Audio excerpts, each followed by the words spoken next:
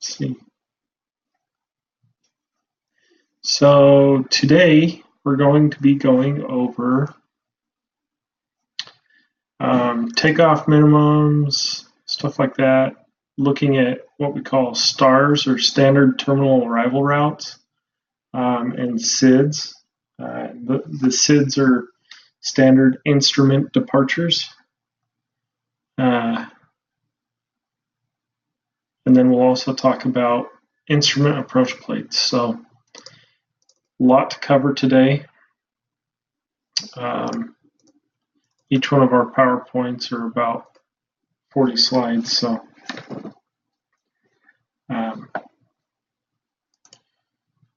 we'll try to get through both of them, but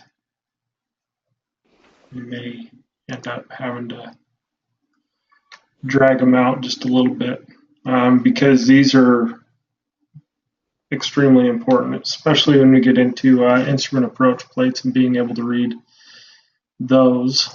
It's pretty important. So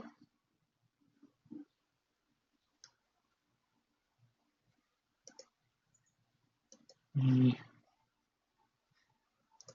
get this pulled up. All right.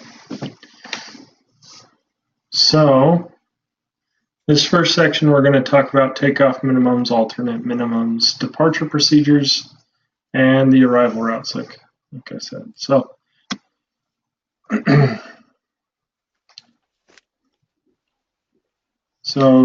in talking about this, we're talking about takeoff minimums and landing minimums, and then alternate minimums, departure procedures. We're going to look at NACO charts, and then we're going to look at the Jeppesen charts. Remember, they're two different types of charts. We primarily use Jeppesen, so I'm going to rush through the NACO so we can get to the stuff that we actually use. But we're going to talk about these departure procedures. It's not DPs, they're SIDs. So, and then STARs, standard terminal arrival routes. So, terminal procedures, NACO or Jeppesen. So, kind of talking about both departing and arriving aircraft. Their purpose is to guide aircraft through these terminal and airport areas in a safer and more efficient manner. Just as I've said before, it's all about the almighty dollar and relieving pressure off of air traffic control. I mean, those are the two primary drivers for aviation, behind aviation, So anything we can do to cut down the time that we're actually in the air and take a little stress off of the air traffic controller's job, off of their shoulders, it's going to be good. It's going to benefit everybody. So that's the entire reason why we use these. It says they're available in booklets. We will always use electronic copies. And then, the terminal publication procedures publication, that's where you can find all this stuff. But like I said, we're going to be using electronic copies, and we're going to learn off the electronic copies. Takeoff mins are lower than our landing minimums in most cases. The takeoff mins go off of visibility. The ceiling minimums are only included for see and avoid obstacles. So we're talking about obstacles at the end, either end of the runway. That's the only time that you'll see a ceiling on a takeoff alternate. Or I'm sorry, not takeoff alternate. On a takeoff or departure airport. So on our takeoff minimums.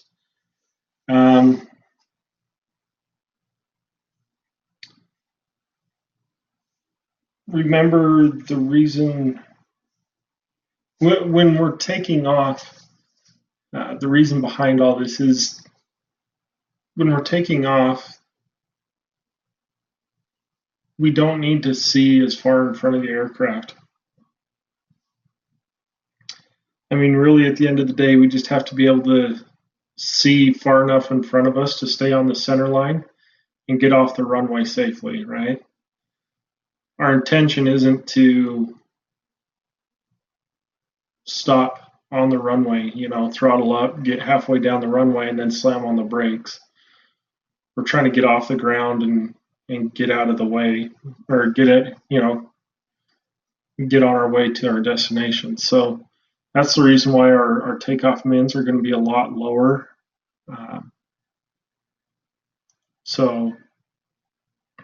Then we also have alternate takeoff mins. This is all based on our op specs, but the way we treat takeoff alternates at most airlines is going to be we're going to treat them as a regular alternate.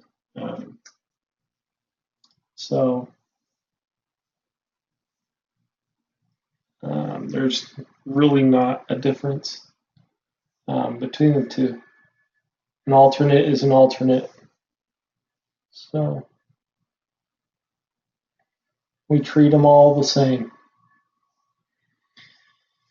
Landing minimums, we only use visibility. Once again, ceilings, when we talk about cloud coverage and when we're planning a flight, we're using a forecast. We're not using what's actually happening at the airport, and we don't have a view of what's actually going on at the airport. There's been days where I've been like, I don't know that this guy's going to be able to get in. And when he lands and I talk to him, his report back to me is, oh yeah, like I had tons of room. I could see for forever, And then there's other times where when I was flying out to Aspen last week, we were rolling down the taxiway to get onto the runway, and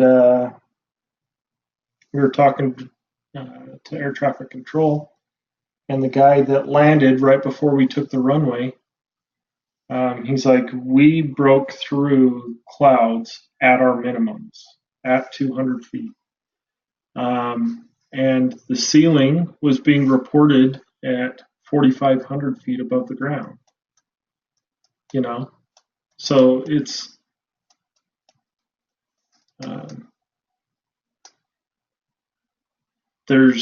we don't know what's going to happen on the actual approach itself, and so we don't plan for those ceilings to affect our approach.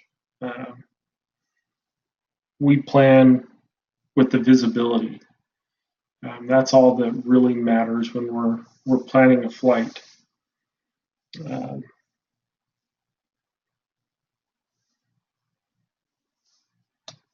But all these landing minimums are all published on the instrument approach plates. So here's RVR. We've talked about RVR already. RVR is always done in hundreds of feet in the United States.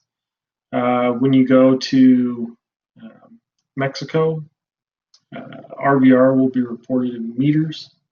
Nassau, Bahamas, meters. The US, for some reason, hasn't gotten on board with the metric system at all. We still use imperial, but in the US, we'll always see it published as feet. So that's something that we should be able to interpret.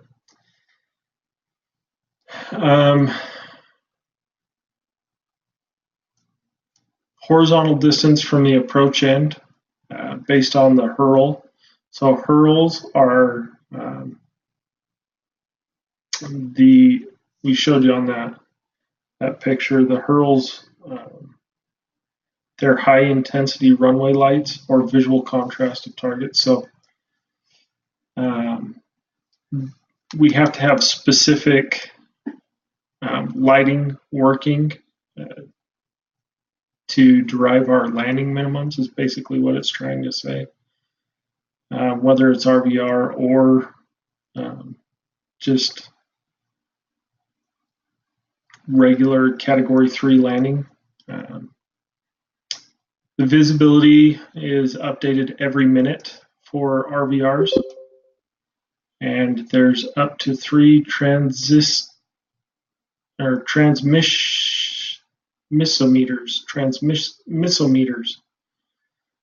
So what it's talking about are the 3 different stations along the runway. So we've got 3 different spots where it's measuring the visibility. We've got the touchdown zone, midway, and the rollout. So one of the ways you may see this is 555 or 500, 500, and 500. That may be the report that you see.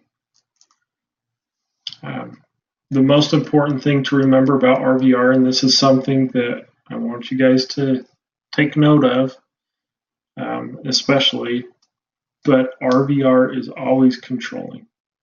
If there is an RVR report, that is what we are going to drive our landing minimums off of. So.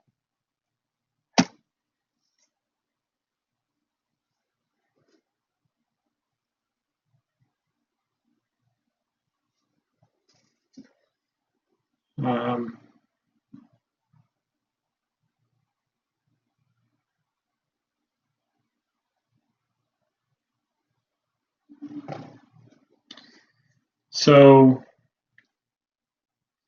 I think that's supposed to say RVR still, but it's just the horizontal distance. Still uses that, like it said, the transmissimeter used in the prevailing visibility. So you'll actually see both when you're looking at the weather report, the METAR. You'll see both RVR and visibility reporting when the visibility is low enough to start measuring it in runway visual range. So you won't see RVR in the METAR unless the visibility is down to that 1 mile range. Then you'll start seeing RVR reports.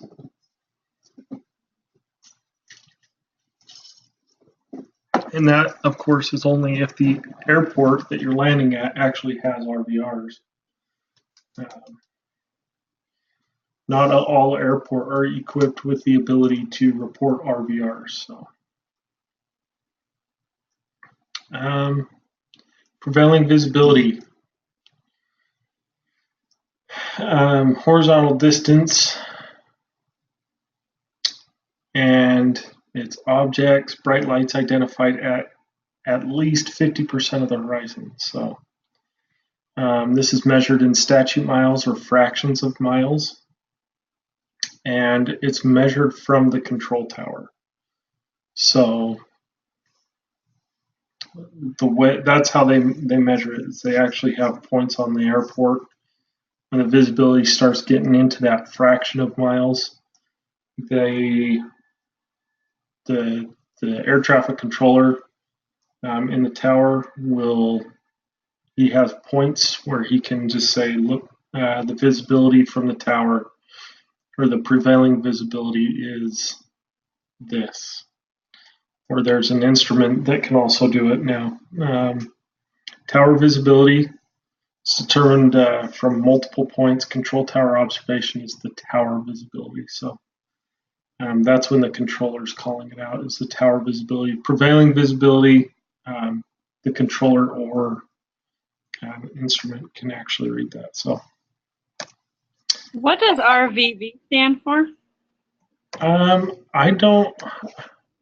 That's one of those things that I'm not sure it's supposed to say RVV. I think it's supposed to say RVR. I think that was a typo. Okay. So. I'm just looking up something. It does say in the glossary, runway visibility value. Oh, okay. So, I don't know if that's, what was that?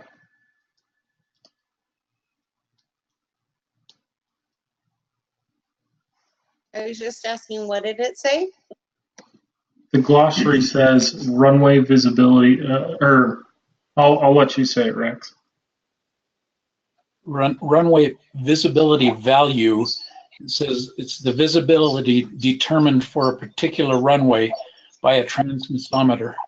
Yeah, so the runway visibility value is measured by this RVR. So RVR is the product of RVV, right?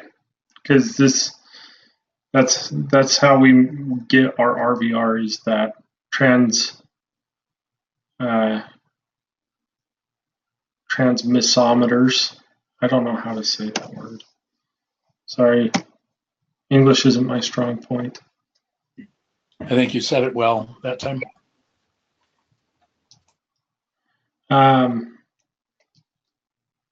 Anyways, yeah, RVV, RVR.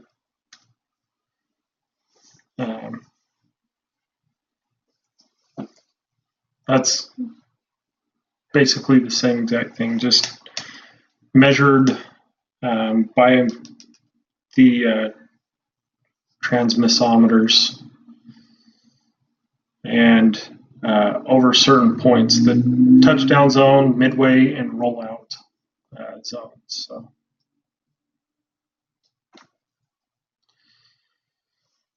So the FARs are standard takeoff minimums.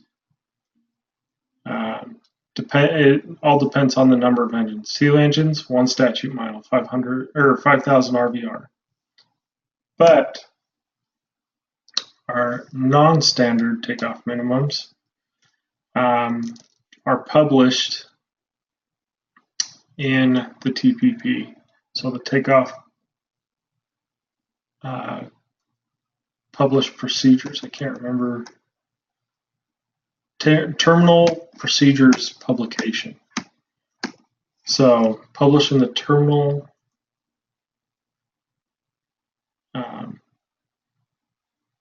Oh my gosh.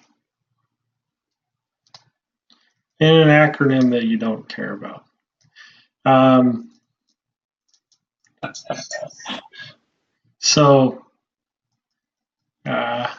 Higher than standard, some departures allow for a departure with the standard minimums provided aircraft performance requirements are met.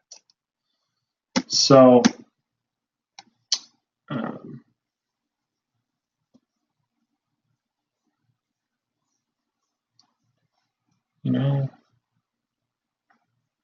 don't really feel like this PowerPoint is covering the important stuff. I need to revise all this crap. This is a whole bunch of general information, and it doesn't really get into, so far it's not really getting into the practical side of what we need to be looking at and understanding. Okay. Once again, going back to the op specs, that's where we're going to find the specifics as to what we're allowed to do at the airline that we're working for. So our op specs are really the driving document, not necessarily the FAR. When it comes to our airline's specific procedures.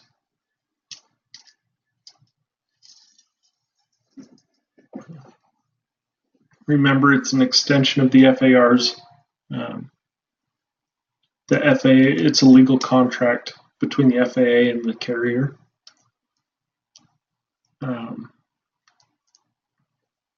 It provides us operational limitations and procedures, required equipment and crew training. and allows lower than standard takeoff minimums. So this is what we really need to pay attention to, is these lower than standard takeoff minimums. And we don't care about that last one because we don't use HUDs, and that is very airline specific. Airport alternate takeoff minimums published on Jeppesen only. You can only find those on Jeppesen Charts. Op specs only go as low, so you can only go as low as the op specs permit. This is incorrect. SkyWest is no longer 500, 500, 500. We are now 600, 600, 600. So that is incorrect. That is always going to be read as the touchdown zone first, midpoint second, and rollout third. Your touchdown zone is the driving RVR. That's the one that we really, really, really care about. The midpoint and rollout can go down to that 600. We don't care. But when we're actually looking at our landing minimums and driving our landing or our takeoff minimums or landing minimums, we really need to focus on that touchdown zone. Adequate visual reference. Can we still depart? Can we still depart with adequate visual reference versus unavailable equipment out of service? I think that's what it's trying to say there. Takeoff surface continuously identified. That's the key there, that takeoff surface is continuously identified and directional control is maintained for our takeoff run. This adequate visual reference is always determined by the pilot. The pilot, if he says he has adequate visual reference, that's good enough. He can take off. To help the pilots, they use visual aids, the HURLs, high intensity runway lights, and the centerline lights. Then they also use those centerline markings and other runway lighting and markings. So you've got the runway edge lights and some other lights. You've got, like the touchdown zone lights, things like that. They can use those as reference as they're rolling down the runway. This is how the takeoff minimums look on the Jeppesen charts. So when we look at this non-precision, this is talking about takeoff, for filing it as a takeoff alternate. We will never, ever, ever, ever, ever use that because our mins are always better. Okay. This is our standard 300-foot ceilings, 1 mile visibility. This is according to the FARs, this is it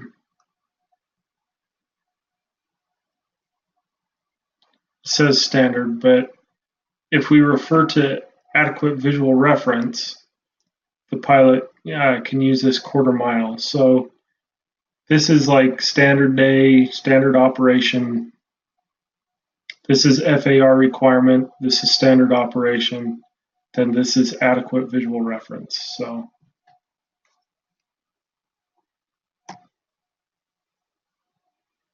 as you can see, it's in the bottom there.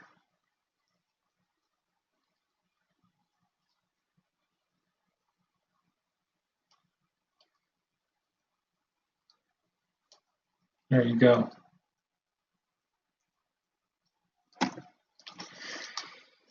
All right, FARs, the departure alternate. Whether takeoff, so as we've already mentioned, whether the takeoff or departure airport is below landing minimums, you must have a departure or takeoff alternate.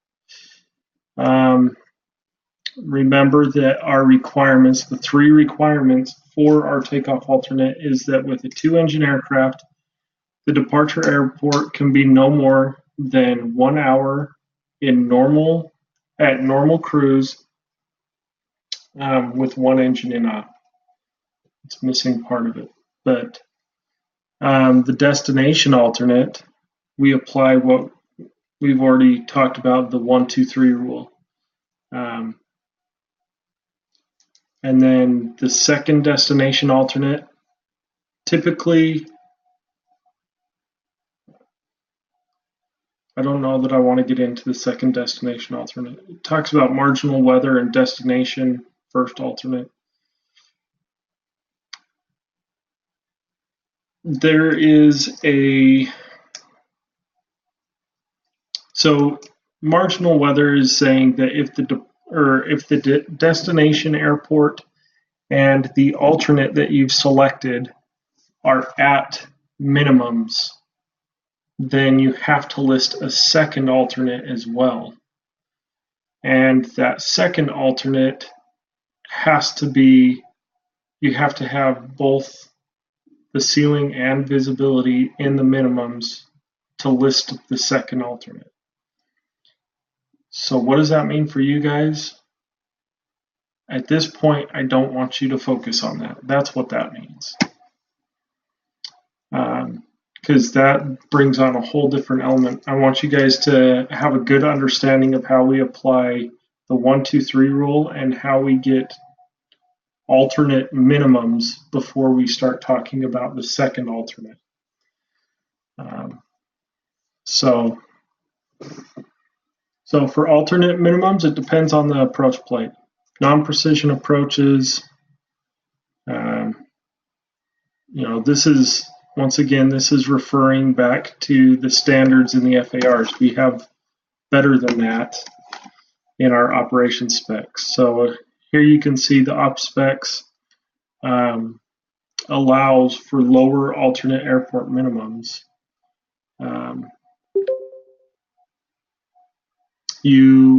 So to drive our alternate airport minimums, we use what we call the 1 nav aid, 2 nav aid rule. So 1 nav aid, man, we're going to come back to this alternate airport minimums because I feel like me talking about 1 nav aid, 2 nav aid rules and how we apply them right now is just not going to mean much to you guys right now.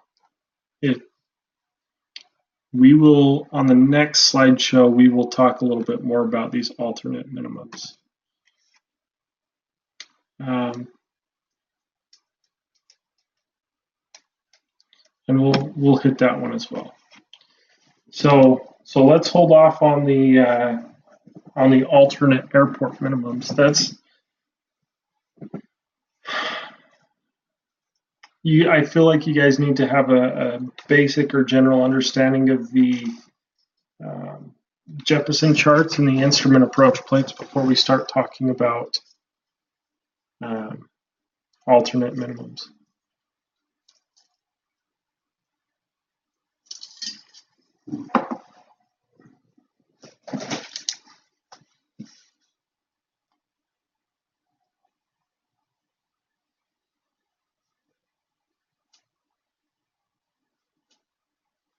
Just one second, I'm making note of these.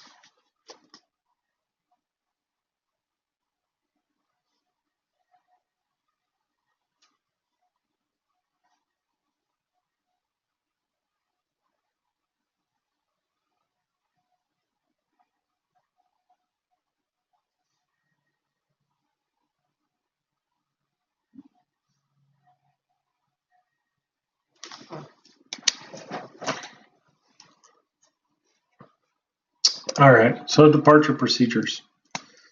So let's focus on a little higher level stuff here than the nitty-gritty of alternate minimums for a minute. So departure procedures, we've got 2 different types of departure procedures. The first type being ODPs, that represents obstacle departure procedures. So this is when we have to clear an obstacle that's on either side of the runway in our departure. So it's going to be a little bit different than our standard instrument departure procedures, or SIDs. These are published in both a textual and graphic format, provide obstacle clearance and protection in instrument meteorological conditions. So IMC, just think of IFR. We're flying by the gauges. We're not flying by visual reference outside the cockpit. So IMC is talking about when it's actually like you cannot see outside the aircraft. So these two types of departure procedures reduce communication and departure delays and allow departure and transition to en route structure. So this, like I said before, this is really reducing the amount of workload the air traffic controller has. TERPs is basically the ones that decide what the procedures are.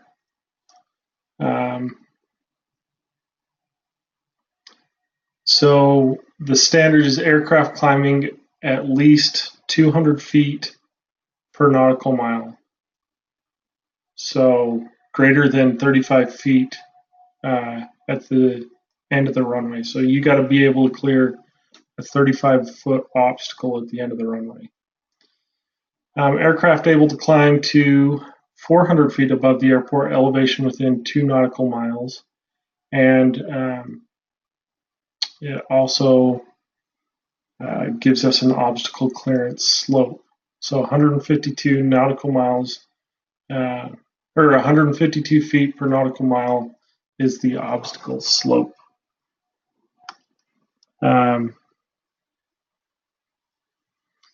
If the SID, or the standard instrument departure, does not meet that criteria, say there's an obstacle that prevents them from doing those standard departures, that's when we have an ODP.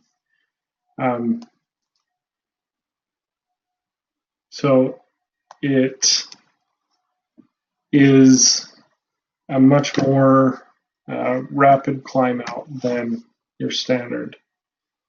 So this is what the textual form of the ODPs and SIDs look like.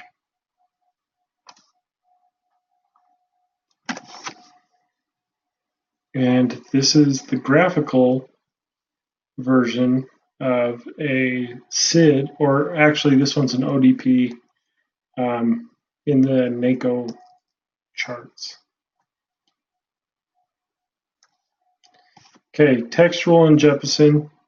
You will see at the bottom of the 13.1 chart, or depending on the departure procedure you're using, you'll see the textual version on the Jeppesen charts on the chart that you're using. So it'll go through and describe what the pilot needs to be doing to execute the departure. So on this chart, we always need to make sure that we are checking this box because of this right here for filing as an alternate. If we're going to use this as an alternate airport, where you see that NA, that means this procedure is not authorized for alternate airport use. Then this also is telling us our takeoff mins. So SIDs, these standard instrument departures, once again, they're graphical, 2 types. You've got the pilot nav and vector departure procedure. The purpose, once again, is to transition between the terminal environment to the en route environment. And then simplify complex CV procedures.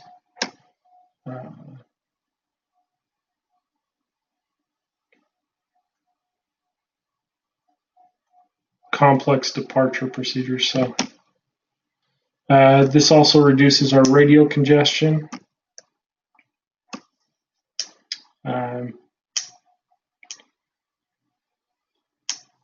It helps control the flow of traffic out of the airport. Sometimes we use these for noise abatement procedures. So you got grumpy old people that decide they want to build their house right at the end of the runway, and then they tell the people taking off from the airport that they can't fly over their house. So all of a sudden we have noise abatement procedures. You know, if people actually thought about where they were living and realized that the airport was there long before they were, you know, you'd solve some of this problem. But people don't understand, and people don't like being inconvenienced by the noise of aircraft. They also provide our obstacle clearance and blah, blah, blah. Less room for error. So improve traffic flow. All those things that we've already talked about. Responsibility of the pilot in command. Accept departure procedures. So once he has accepted the departure procedure that he has been assigned, he must perform. He must comply with the performance on that chart, meaning that he has to, once he's agreed that he can do it, he has to do it. And he has to comply with all aspects of that. He has to meet them or do better.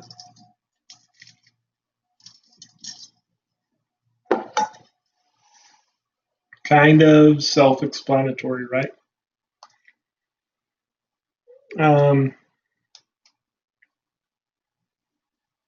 Yeah, just don't accept it. If you know that the aircraft cannot perform and do the departure procedure, don't accept it.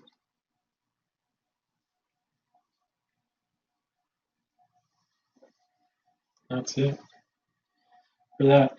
This, once again, this is the graphical version of a standard instrument departure. Using the NACO charts, we don't care about the NACO charts. This is what we call a vector SID. So this one, as you can see, this. So let's go back to this one really quick.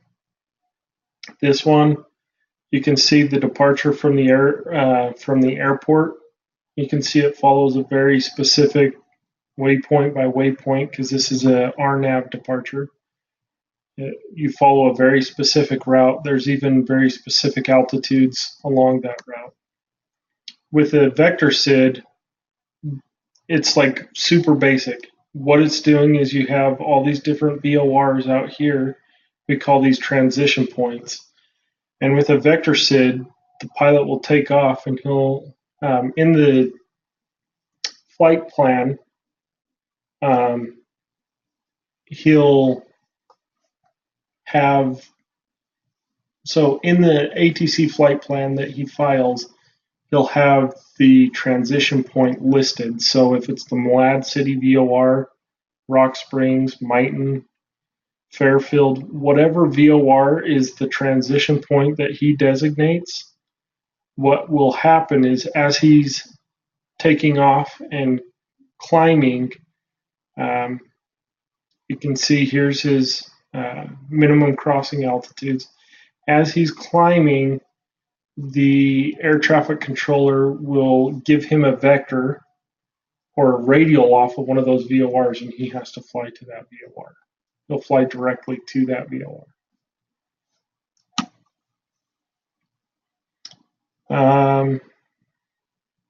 And this is what a SID looks like using a Jeppesen chart.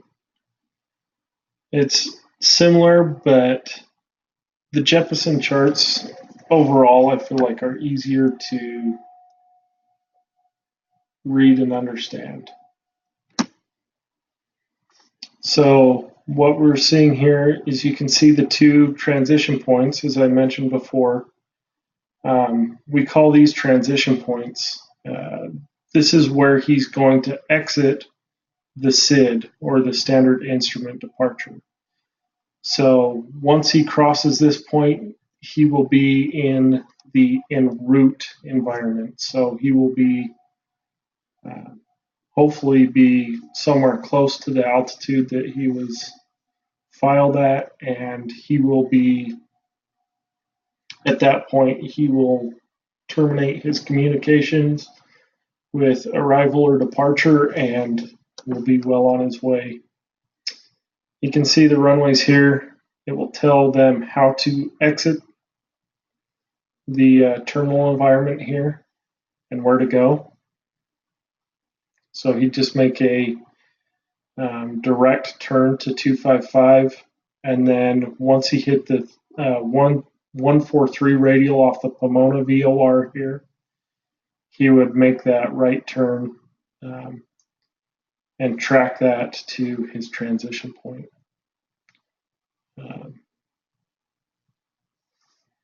You can see the different navigational aids that are used to determine these intersections. Remember, this is ground-based navigational aids. This isn't an RNAV departure procedure. So when you see these triangles, that means that it's using ground-based navigation.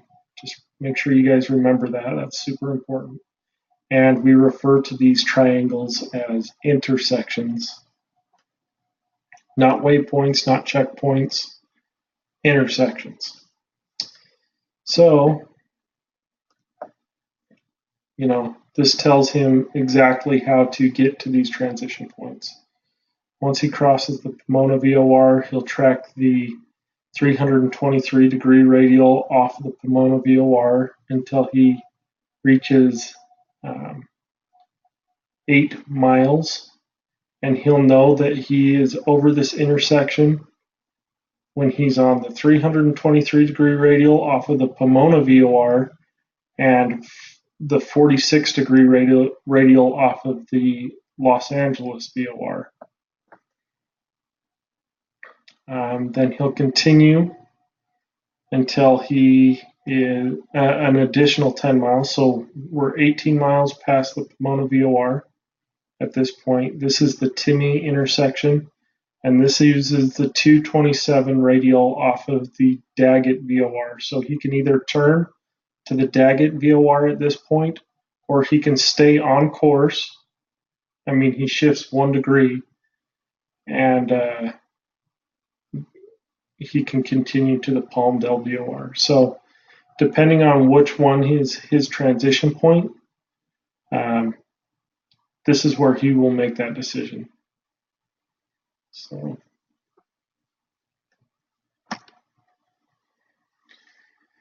once again, this is a vector SID, but this is using the Jeppesen chart. Like I said before, he'll take off, and then air traffic control will vector him or tell him what heading he needs to fly to reach these different VORs, whichever one he selects as the transition point.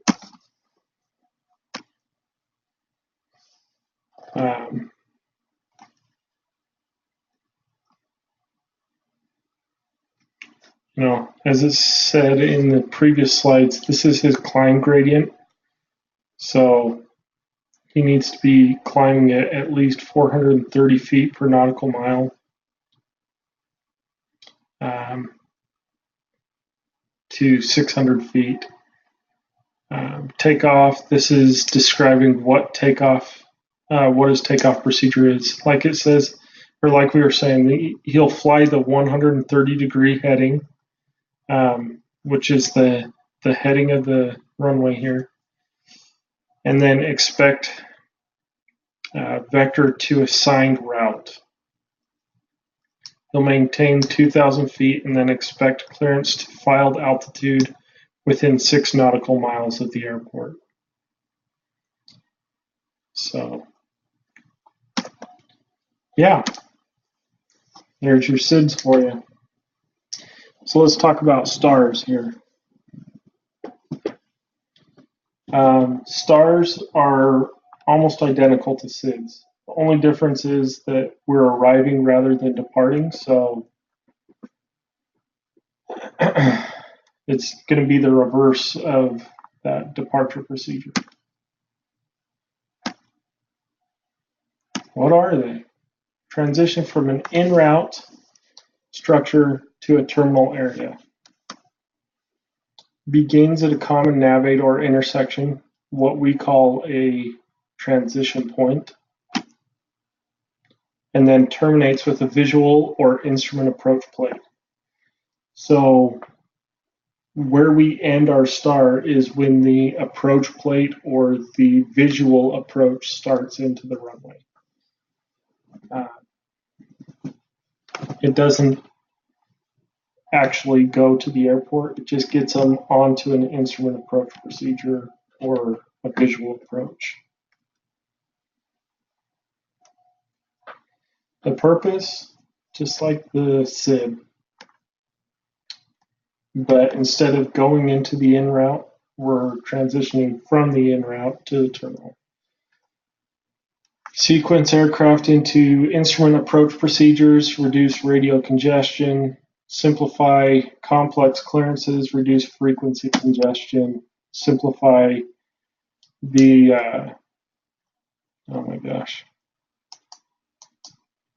I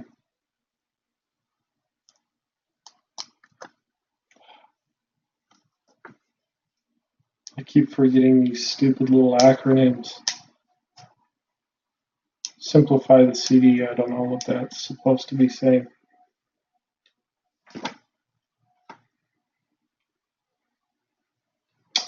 Improve traffic flow, control the flow of traffic. I mean, isn't this all the same exact as the SID? Pretty much. Okay. Star procedures. We've got the same exact thing. Textual. We've got to be able to meet the notes, limitation, and performance. He can file one on his IFR flight plan. He can request one from ATC. And if he doesn't want it, he'll remark why he doesn't want it. Okay, this is what they look like on the NACO chart. Just don't care about NACO. Okay, oh, still looking at NACO. Cruise through NACO. Jeppesen, here we go. So this is where on the stars, this is where we are going to see the textual procedure for the star. I mean, and it reads pretty easy. Miami International landing east. So if you're landing east, expect clearance to cross warp intersection at 250 knots and 10,000 feet. If we're landing west, expect clearance to cross warp at 250 knots at 16,000 feet. Your transition points are these, and it tells you where those different points are. And then the arrival from over CYY VOR via CYY radial 113, warp intersection, depart warp intersection heading 110 for vectors to final approach course. Pretty easy to read.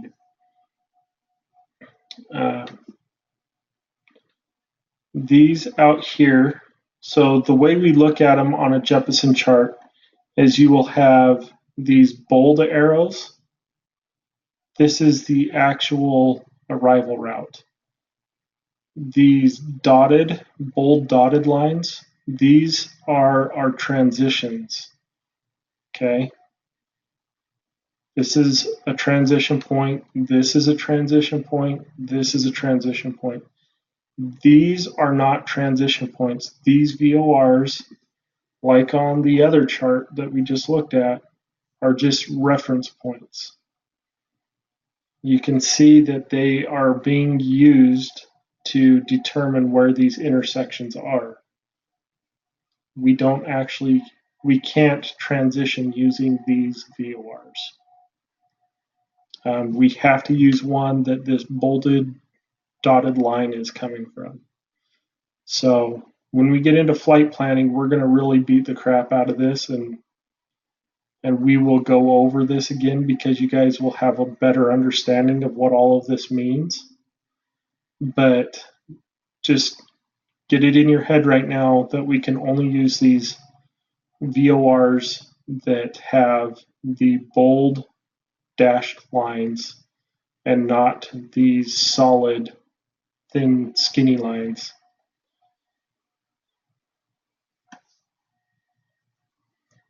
And remember that these are called transition points. Okay? This is your arrival procedure. This is your transition point.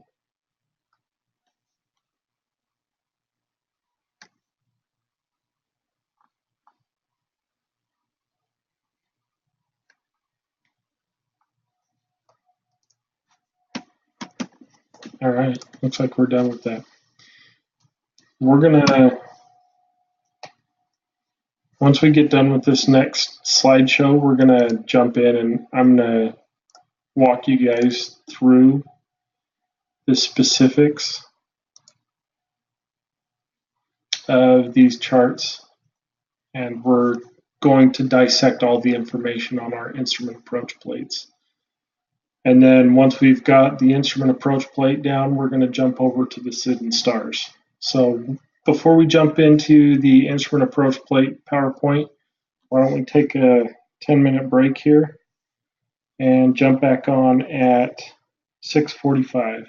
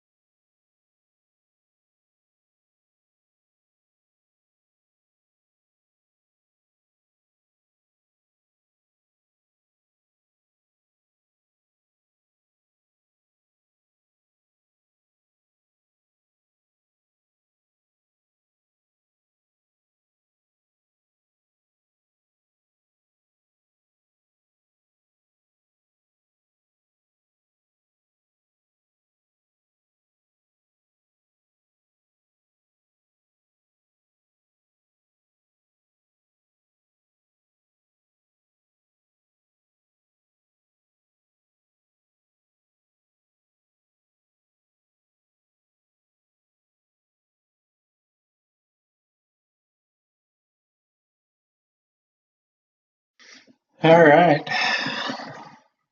So let's talk about these instrument approach plates. Woohoo.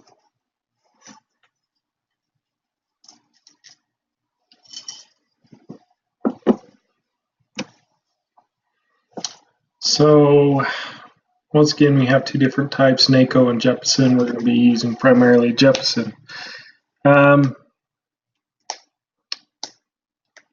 The instrument approach plates, there are certain approaches. Well, every approach requires a certain amount of equipment to be operable. There is times when things can be inoperative, and those will be noted on our approach plates. Approach or airport charts, ILS approaches, RNAV approaches. So we're going to talk about all of those. We're not going to spend much time with RNAV. RNAV, the thing to remember is that ILS, everything ground-based, like satellite-based, follows. It's just shortcuts, basically. But it all looks very similar and has a lot of the same type of information on it. So don't feel like you're being left out of something. Just know that if you understand one way, if you understand the ground-based approach, and the ground-based approach is 99.9% of what we use, then you will understand the RNAV approaches as well. So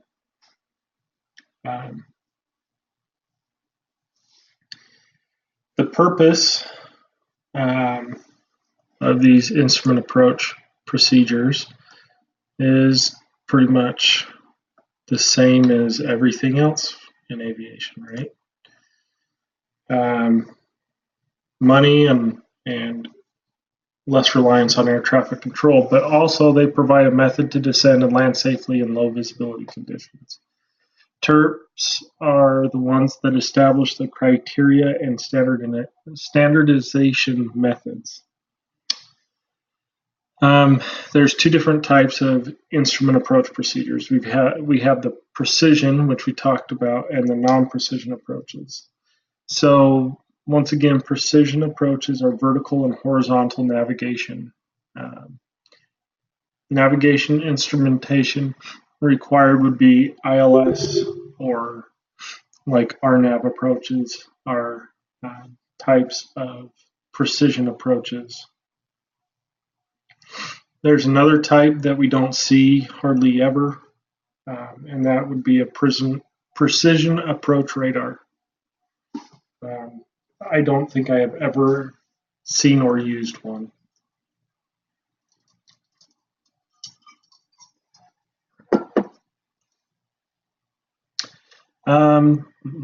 Non-precision approaches, once again, we're only getting horizontal navigation. We're not getting the glide slope, that lateral or vertical navigation, just horizontal. The different types of non-precision approaches would be your localizer, VOR, GPS, NDB, LDA. Any of those would be your non-precision approach. Other types would be this SAR, surveillance approach radar. Once again, I don't think I've ever seen or used SAR. So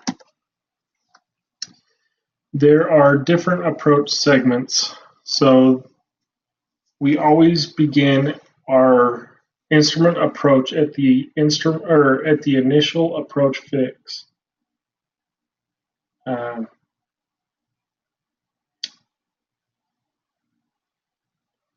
So that's where every one of our procedures begins. Initial approach fix.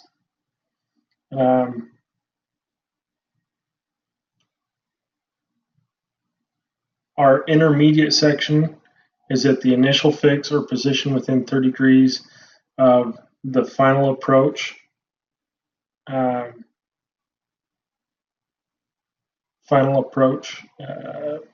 course.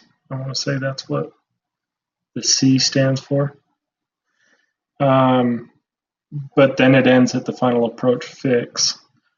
Final begins at the final approach fix down to the missed approach procedure. And then the missed approach procedure begins at the missed approach procedure to the holding. So you've got 4 different segments. Oh, intermediate approach fix is the IF. So begins at the initial approach fix to the intermediate fix, then begins at the intermediate fix to the position within 30 degrees of the final approach course, and then ends at the final approach fix. Okay, instrument approach procedures. This is what they look like on the NACO, and we don't care. If you understand Jeppesen, then you'll understand the NACOs. The NACOs just put the information in different locations.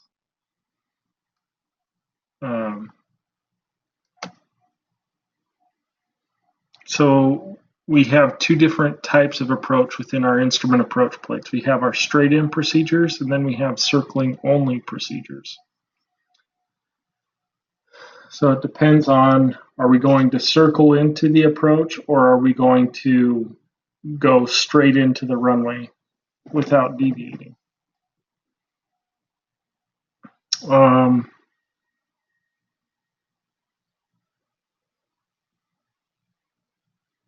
So these are always identified with the runway listed on the approach plate.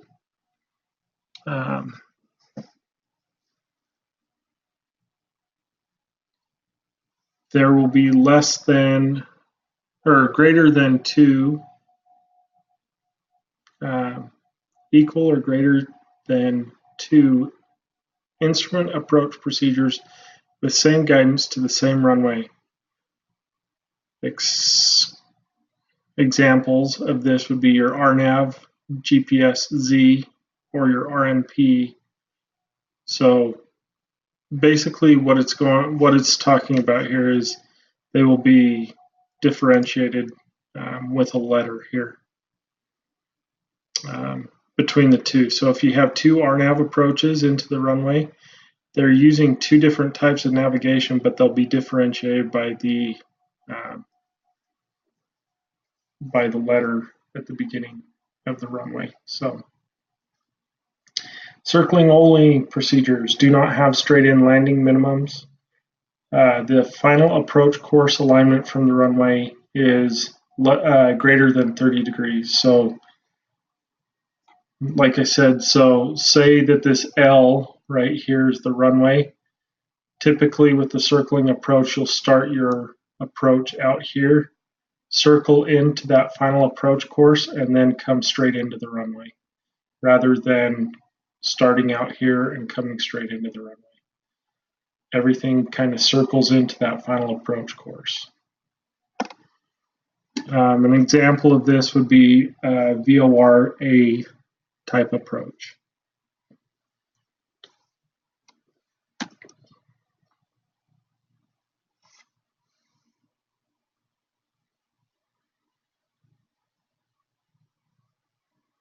I really don't understand what this slide is trying to say. This again is using the NACO, but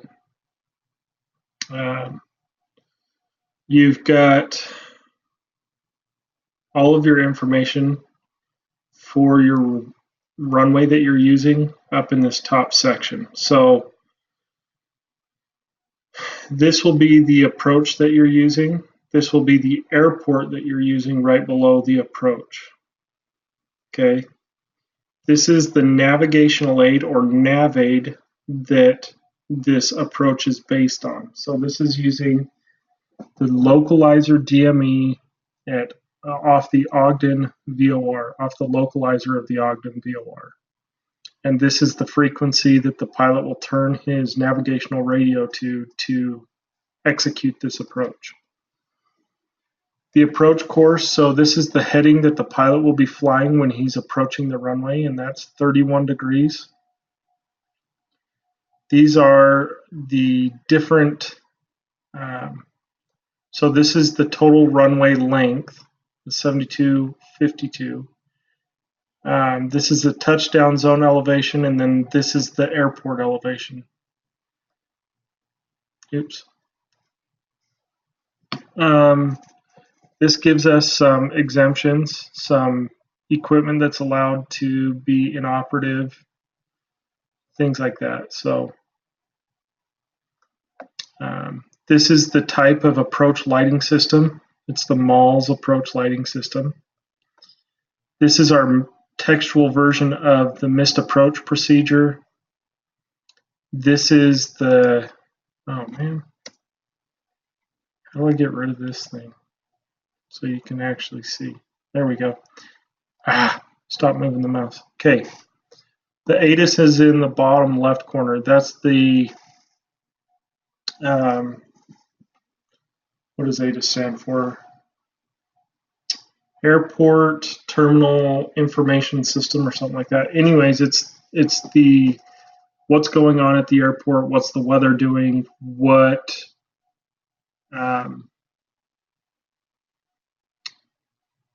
runways are being used, any information like that, general information about the airport.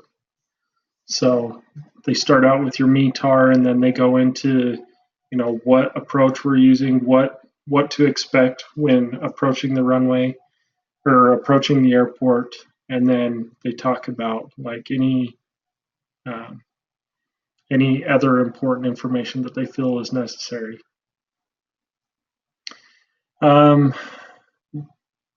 In order to start this approach, you're going to talk to Salt Lake City Approach Control, and those are the frequencies for approach control. And then the actual tower, or who we're going to be talking to when we're doing this approach, will be Ogden Tower 118.7. You can see that that's the Common Traffic Advisory frequency.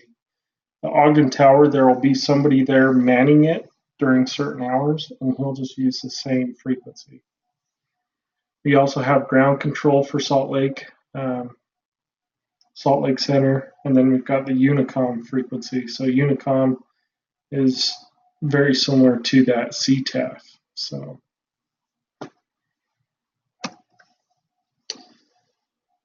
this is the plan view. So this is the next section that we look at.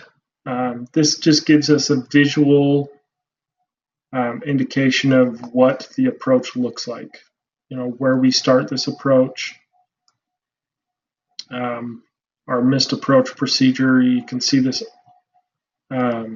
detailed view of where we are supposed to hold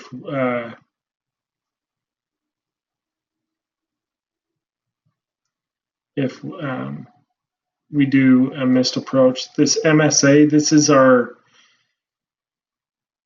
minimum sector altitude. So we know that if we fly, and we're going to get more into this as we dissect these charts, but this MSA is if we were flying between this heading and this heading on this side of it, if we flew at 11,000 feet, we would clear all obstacles by 100 feet.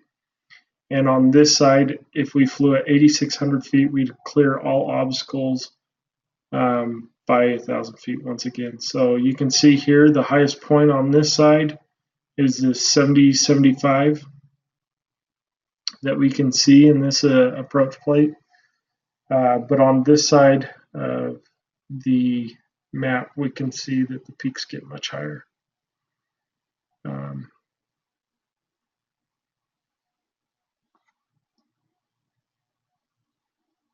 And on the Jeppesen charts, there's another little thing that helps us see those MSAs. But The next part, as we move down on the instrument approach plate, is the profile view. This gives us a side view, like if we were standing on the side of the approach, this would be the profile that you'd see the airplanes flying. It also gives us a graphical version of the missed approach procedure right here. But this is our initial approach fix, is this Joseph. We enter it at 8,600 feet, flying a heading of 031. And then when we cross this Maltese cross is the final approach fix. This is where we start our final descent into the runway.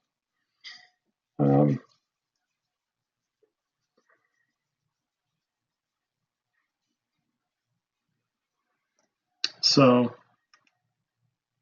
this gives us altitudes.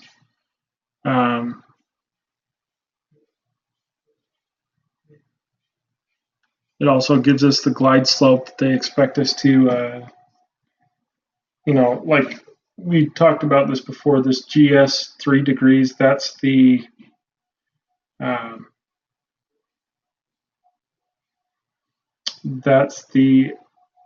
approach angle into the runway is 3 degrees. You also see the final approach fix. And then you have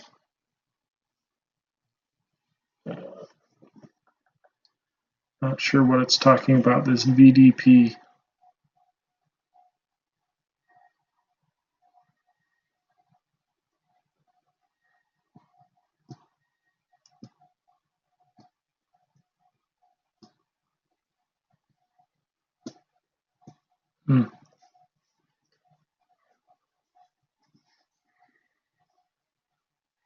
This one's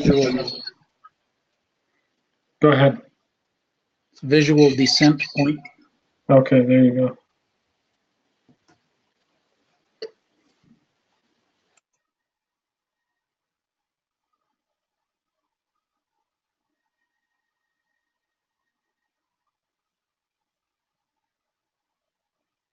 So VDP, a defined point on the final approach course of a non-precision straight-in approach procedure from which a normal descent to the minimum decision altitude to the runway touchdown point can be commenced.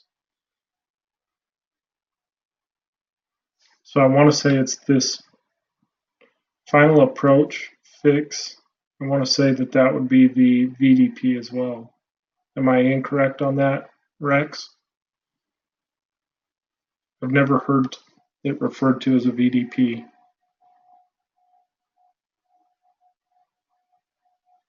I would not tell you. I'm just looking up the definition.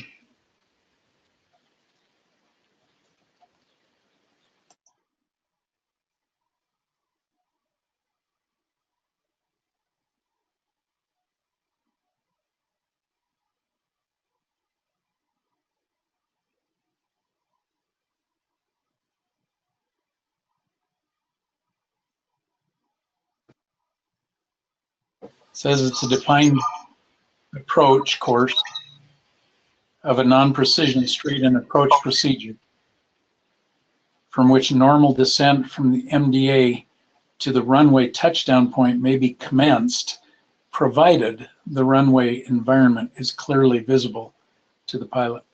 Okay.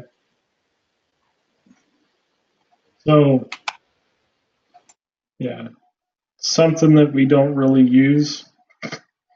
I don't know why it's important for us on this, why it would be important.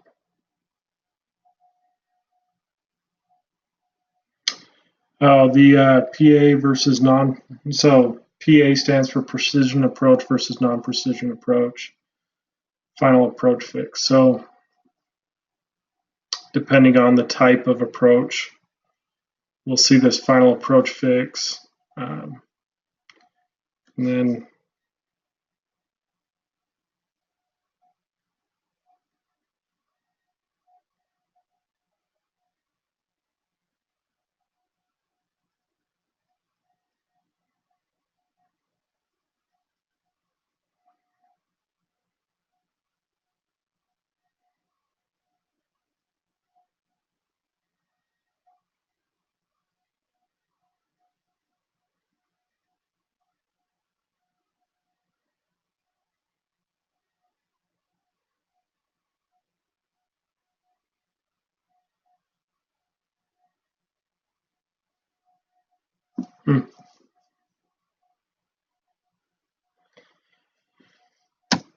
Anyways,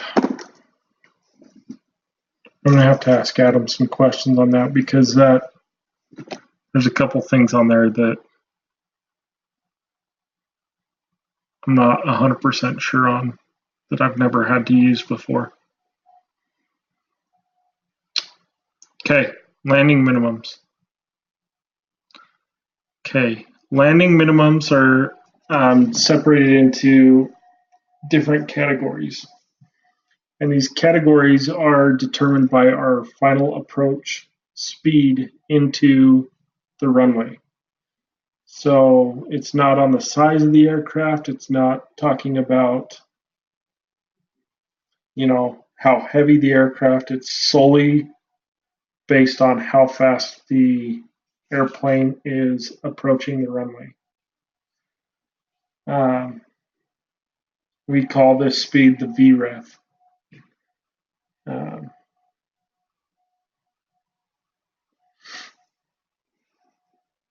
So for your information, the CRJ 700, which is the aircraft that we use in this course, is a Category C aircraft. Typically, we're approaching the runway anywhere from like 121 to 132 knots. Just depends on how heavy we are.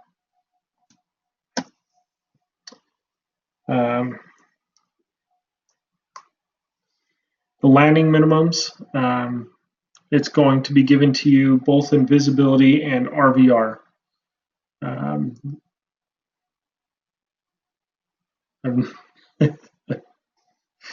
Low minimums captain. Never heard to him referred or heard of captains being referred to as low minimums captains. I guess it's to differentiate between them and high minimums captains. I don't know. So high minimum captains, meaning a captain with less than 100 hours. So they just wrote it wrong on this PowerPoint. Minimums are increased by 100 feet in half statute miles. So, looking at this, Category C, our straight in ILS is 200 feet and 3/4 mile visibility. And we can go down and determine, if it's the localizer approach, meaning that the glide slope is not working, these are our minimums. And then if we're using a circling approach, these are our minimums. I'm telling you right now, Jeppesen charts are about 1,000 times easier to read than these NACO charts. Okay, landing under IFR, talking about FAR 91-175. So to continue our approach below the decision altitude or minimum decision altitude,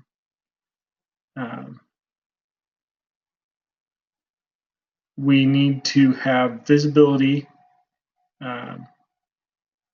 of the runway. You have to be able to see it, make a normal position to land, and have visual references for the runway. RVR is not reported in op. We have to convert and apply the ground visibility. So depending on, gosh, this is weird, worded so weird. Anyways, we're not always going to see RVR. When we do see RVR, we can convert it using the standard chart that you see in FAR 91. So 1,600 feet is 1/4 mile, 2,400 feet is half mile, 3,200 feet, 5/8, or what we would use is 3/4, and then 4,000 feet is 3/4. So we will never use this 5/8. We always go in quarters because that's what our weather is reported using is in quarters. We never go into eighths with weather. So these are the different approach light systems. We looked at this picture, and then I showed you that picture of the actual what they look like from the air. Depending on the type of landing, the approach that we're using, like we've already talked about, you'll see different. It's each runway, depending on what that runway is capable of doing, will have different approach light systems. So, you know, like we already talked about, the category, the Cat 3 Cs and stuff like that require an ALSIF 2.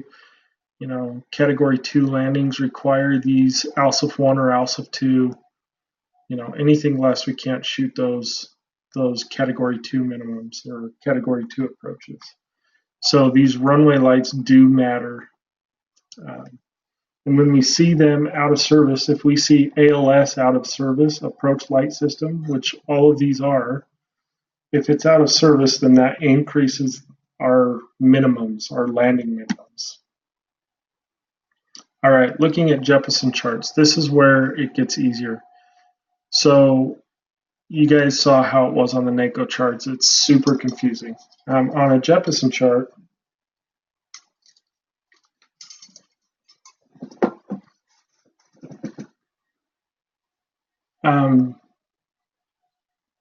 we first look at the very top. These are, and it will be formatted the same for all of our charts. So this is using straight in landing minimums, okay? If we have a full ILS, then this is our decision altitude and height. So this is the altitude above the ground. This is using mean sea level. This is our altitude above the ground. So this is our AGL. MSL, AGL. Okay. If we have full lights, like all of our lights are working, then we will use this box. Okay. We go down to the category of aircraft we know that we're category C. So our landing minimums that we will use for this runway will be 200-foot ceilings, half-mile visibility. If the rail lights or the ALS lights aren't working, we will use this ceiling, once again, 200-foot ceilings and 3/4 miles visibility.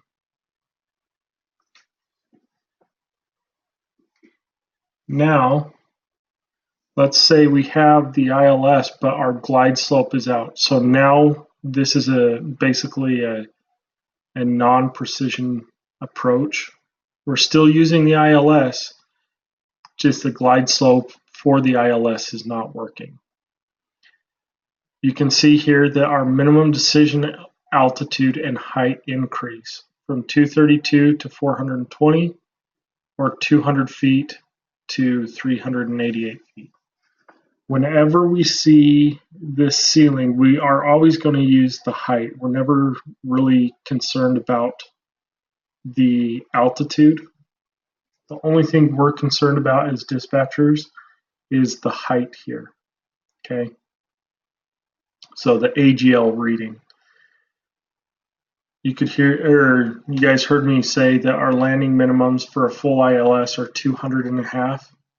So I'm using this 200 feet here and 1/2 here, or 2,400 feet RVR. Okay, now looking at this localizer approach, our minimums are not 388 feet for our ceilings. We always round up to the nearest 100. Super important, please take note of that. Okay, so our ceiling is not 388 feet, our ceiling is now 400 feet. And let's say all of the lighting systems are working, we're a category C aircraft. We come over to this box right here. Our our landing minimums will be read as 401.5 mile visibility. Okay. Now, once again, depending on what lights are out, will determine how much we increase the visibility. Okay. So if the rails are out, it goes to 403/4. If the ALS is out, it goes to 401 mile. Does everybody understand that? Clear as mud.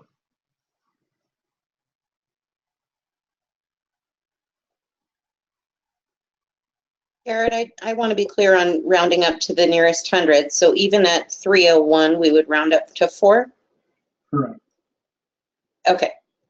Yep. We will never ever round down. We always want to penalize our approach more than we help it. Like we never want to help it, we want to penalize it. So Okay, copy. Thanks. yeah, and there are times that you will see 302 feet or 201 feet. So just know that you always have to round up on that. Circle to land minimums. These minimums here, if we're going to use a circle to land approach, these are our standard minimums, okay? 500 feet, 1.5, whatever they show in this box, okay? Just for future information, for those of you coming to SkyWest, if you're hired, the circle to land minimums will never be lower than 1,000 foot ceilings and 3 miles visibility. So even though it's published on the Jeppesen Charts as 501.5, we have to penalize it all the way to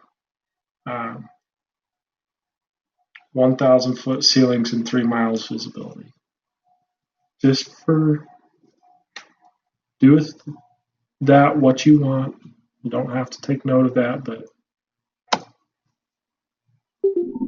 it's kind of interesting.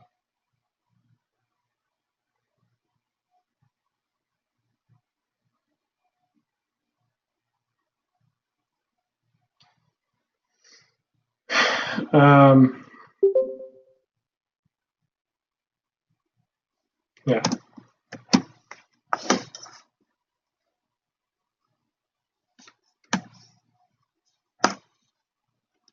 Are we done? I don't know. Jeppesen landing minimums chart. We already talked about this, so.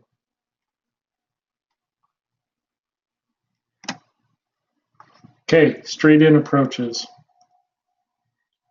No course reversal. Garrett, will you go back to that slide really quickly, please? That one? Yeah. Thanks. Mm-hmm. Go ahead. I just wanted to get a screenshot. Yeah. And remember that these PowerPoints are on the Google Drive for you guys. So. For sure. Right. What was that? Yeah, some of them I like to just refer back to with my notes. Yeah. Somebody else was trying to say something. Sounded like. Anyways.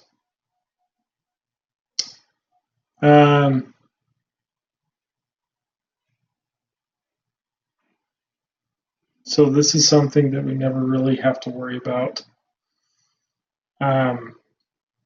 We are always going to try for just straight in minimums. This is using a DME arc, radar vectors, feeder routes.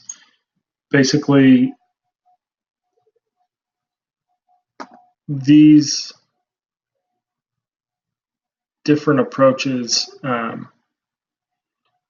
like I said before, you start at a greater than 30-degree angle from the runway you intend to land at. For planning purposes, we will never really use those. So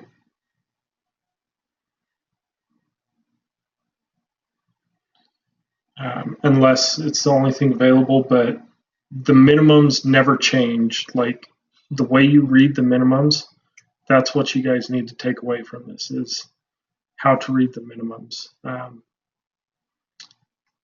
The other thing that I'd like you guys to take away from this is understanding what is required, like what equipment is required for you guys, or for us to plan one of these approaches. So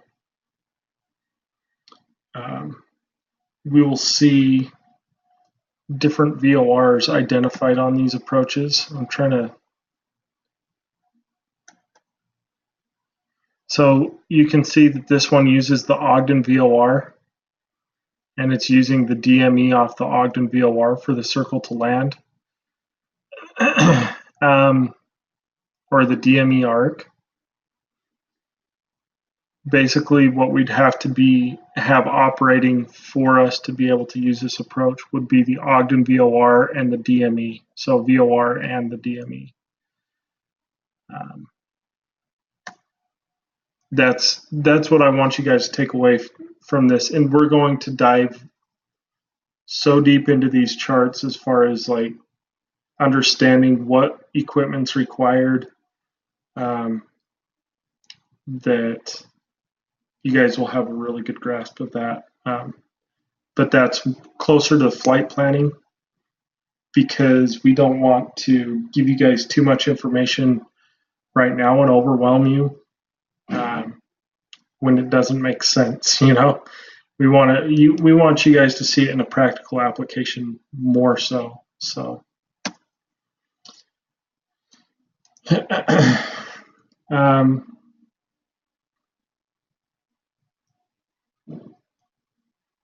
These circle to lands, like it said, just they start at a category distance. Their standard MDA is 300-foot clearance. Limitations, we want to always approach from the left unless stated otherwise. More pilot information than it is dispatch information.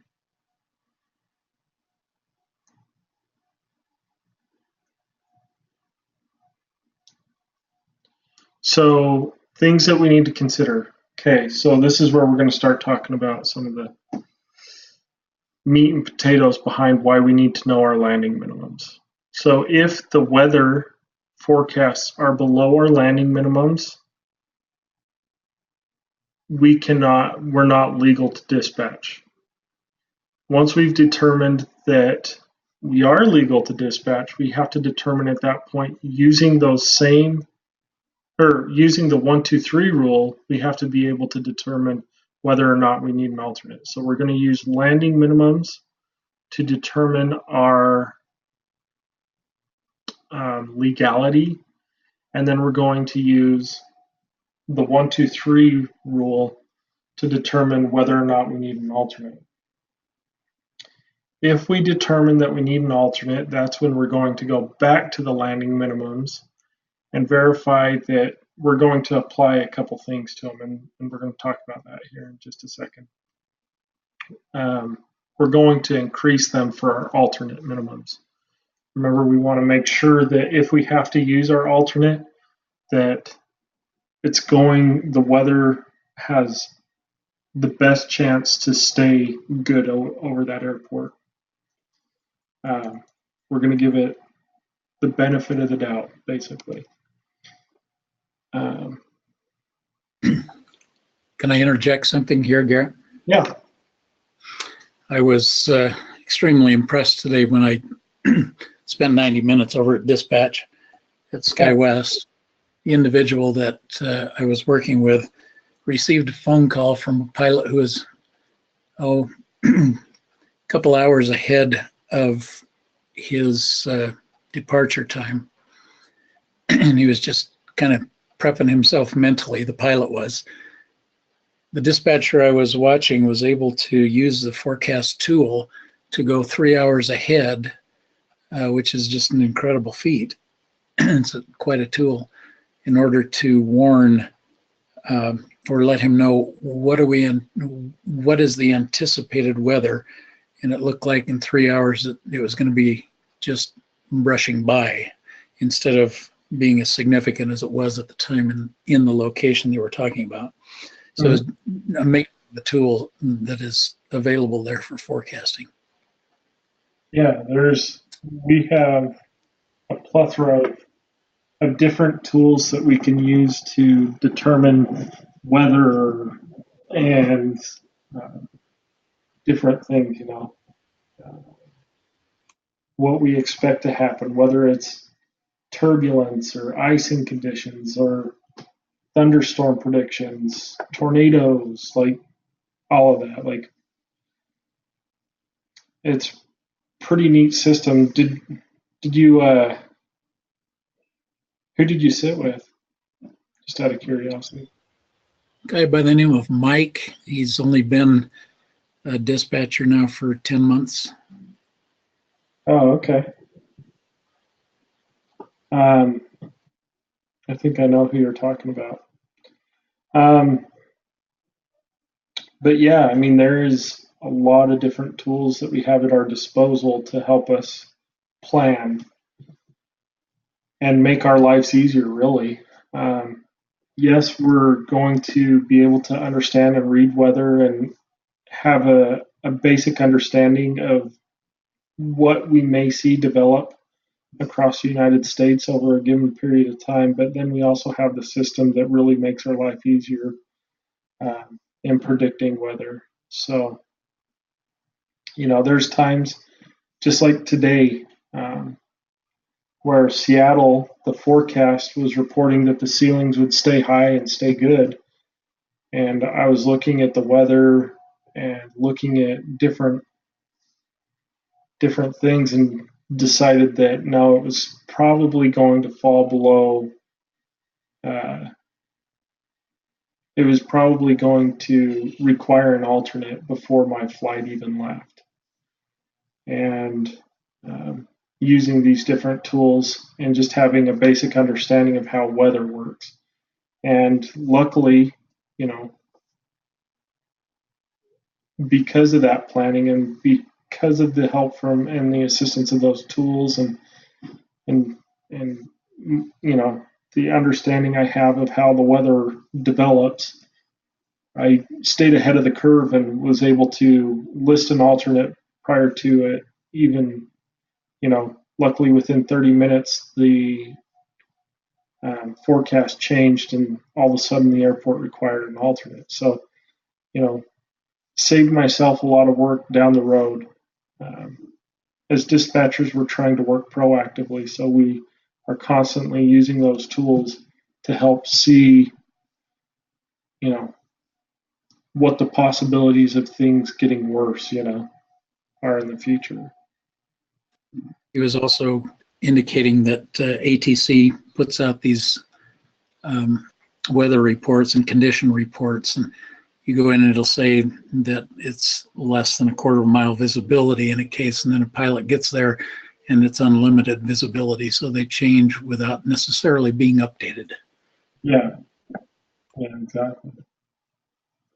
And certain airports are pretty notorious for changing and being way off on all their weather reports as well. And you kind of learn how different airports and different stations function and as you do the job, and it helps you stay ahead of the curve. So.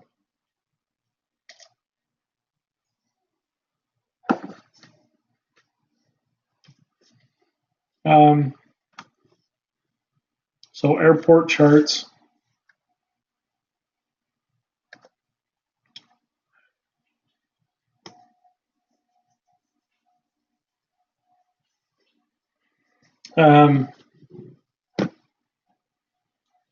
You can see that these charts are divided into different sections here. So you got the heading, plan view, additional, takeoff, alternate, just like the instrument approach plates. They're identical. All this is doing, though, is it is giving general information for the airport as an overall picture. So we can see what runways are available. We can see where obstacles may be. We can see runway lengths. You can see the approach light systems that are used. Like in the plan view, you can get a pretty good idea of how the airport is set up. Down here in the additional, this actually walks through the different lighting available for each runway, the type of runway that you have, whether it's grooved or not, if RVR is available for that runway, just a whole bunch of additional information. Just depends on the runway and the airport that you're flying into, what will be in here. And then the last section is our takeoff and alternate. So when filing is an alternate, for standard minimums, this is what people use. And then we've got the different sections like we've already talked about. So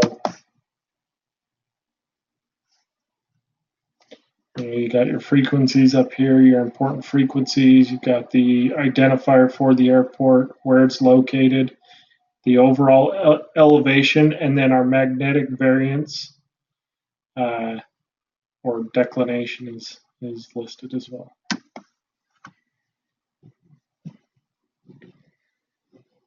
So instrument approaches, I don't know that we want to. I think what we need to do here is we just need to open up one of these charts and actually dissect the chart. And then I've got a couple videos that we can watch as well.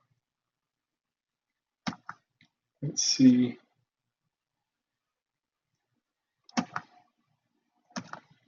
Yeah, so I think that's where we're going to go with this. Okay. You can see, oh man.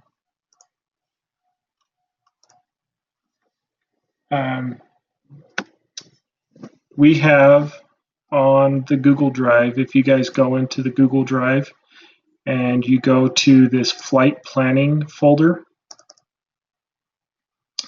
and then go into the Jeppesen charts, you'll be able to pull up the different Jeppesen charts for these different airports, okay? So we're going to open up Salt Lake City.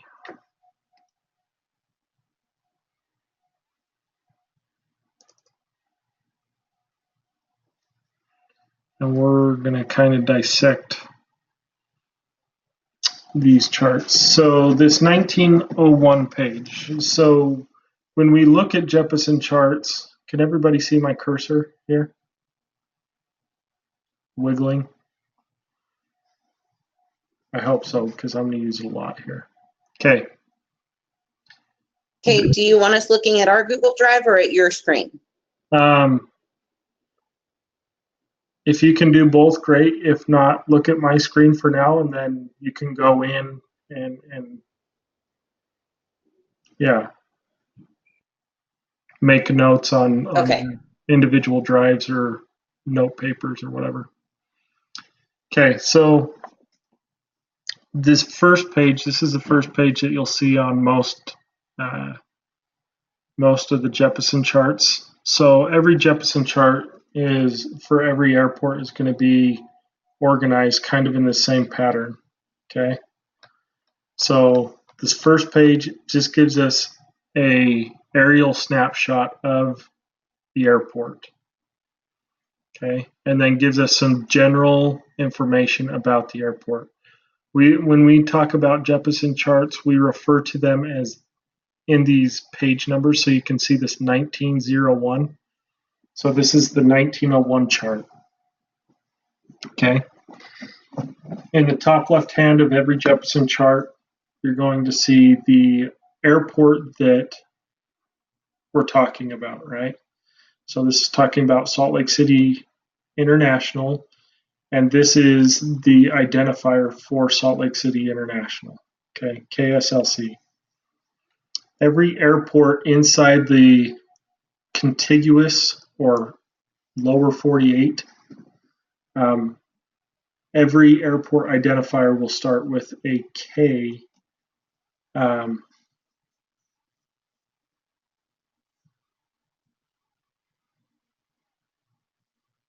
Every airport that we fly into will start with a K.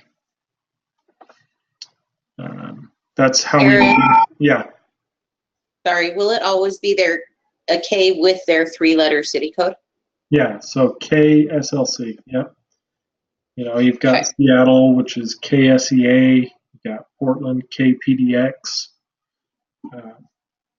But this is the ICAO code. This is how we identify the airport. And then you can see that the 1901 is the airport familiarization chart for Salt Lake City, Utah. Gives us some general information here in this top box, top left-hand corner box. You know, it talks about the bird activity, mountainous terrain, primary Class B airport, and then it's got noise-sensitive areas. Okay. This gives us the elevation of the airport. The overall elevation is 4,227 feet. It's 3 nautical miles to the west of downtown Salt Lake City, and this is our longitude and latitude for the airport. Once again, we have this MSA box. So this MSA TCH VOR. So this is talking about the TCH or Wasatch VOR would be at the center of this, okay? And then this is going out, I want to say it's 20 nautical miles around, 20 nautical mile circle around the Wasatch VOR, okay? We always read these charts starting from the 12 o'clock position going right. So we would start at 230 degrees. So from 230 degrees to 50 degrees, the minimum sector altitude is 12,700 feet.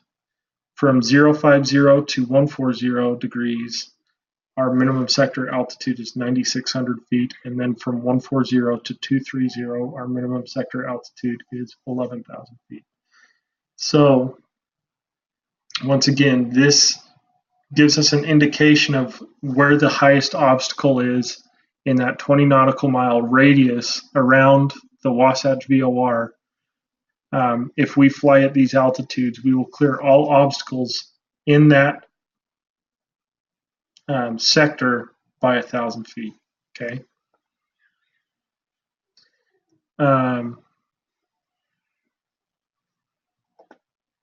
You can see this is like a top-down view of Salt Lake International. You can see where the Wasatch VOR is located. You can also kind of see where it's located down here. It's somewhere in this area, okay? And then this yellow area here is the angle at which the picture above was taken. So you can see it was kind of from this quartering top left view. So you can also see some of the other visual identifiers for the airport. You can see I-80 here. You can see 201. You can see where Salt Lake City is. And other visual identifiers, Great Salt Lake, Antelope Island. But then you can also see where the Victor routes intersect this Wasatch VOR. Okay. It also shows the different runways that are available at Salt Lake International. And then, does everybody see this black bold arrow in the bottom right-hand corner? Yeah. So this big bolded black arrow points, it will always point on every single one of these pictures, it will always point at the highest obstacle in the vicinity of this airport, okay? So we know that this peak here, this mountain peak here, is 10,185 feet, okay? So in this view, this is the highest obstacle. You can see that there's probably something just a little bit higher because we've got an MSA of 12.7 in that sector. So there's probably a higher peak just sitting off the picture here.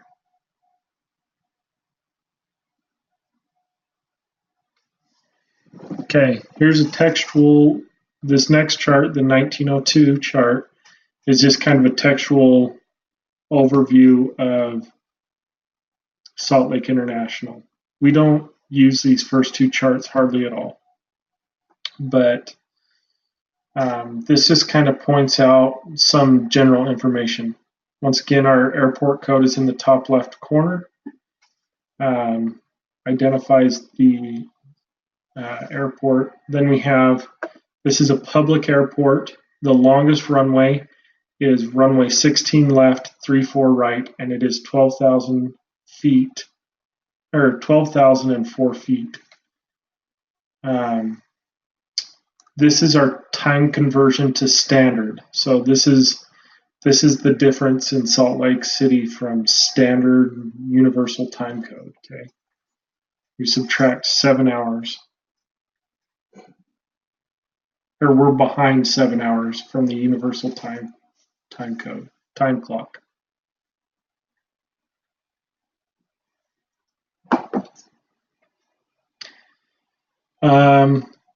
It has this little section that talks about, weather throughout the year, where we see the most rain, snowfall, other types of precipitation that we see, how many days we see them, where the prevailing winds, so where our average winds are, average temperatures during different seasons, different months, okay? All of that information is right here. So it's kind of useful if you're going to be, if you've never flown into an airport and you're going to be flying into there, you can kind of, see what times a year you might want to stay away. I don't know. You can see December through February, snowfall sucks. So,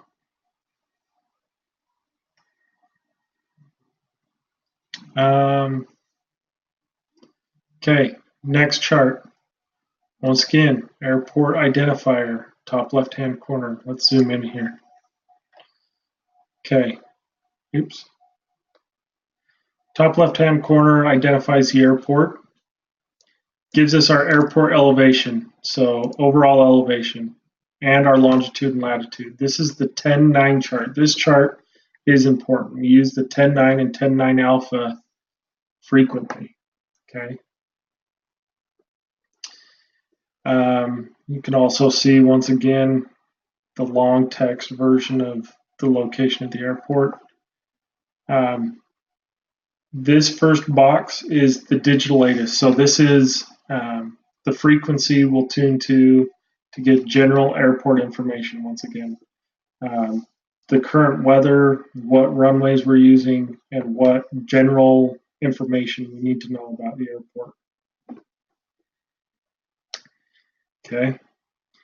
This datacom, this is different services available, communication services available. So we know that we can ACARS, it's got the digital latest, PDC, TWIP, all of these different types of communication services are available. Salt Lake City clearance frequency is going to be 127.3. So we haven't really talked about air traffic control yet, but when we talk about it, we'll talk about, the differences between clearance and tower, talking about arriving or talking about, arrival and departure frequencies, talking about ground control, en route. There's different controllers that do different things. So these are the frequencies for those different controllers. So first we get clearance, 127.3. Then we go over to ground. Ground tells us where to go on the ground. Then we go over to the tower for the runways. And we talk to tower. And they're the ones that tell us whether or not we can take off or land yet. And then we've got our departure frequencies. So depending on our altitude and our heading and things of that sort, we have different frequencies to separate all the traffic. You can see this legend here, apron location spot. When we talk about aprons, we're talking about when we're talking about aprons in reference to airports, we're talking about the ramp. Okay, this is where all of your terminals and gates are for the aircraft. So this area here is our apron. Some other information we see here, you can see this is our orientation arrow. So north is pointing, so the very top of the map here is north. And you can see this little arrow here with 14 degrees east. This is our declination or our variation for magnetic north, as we talked about before. So east is least. We would subtract 14 from the heading to give us our magnetic heading from the true course.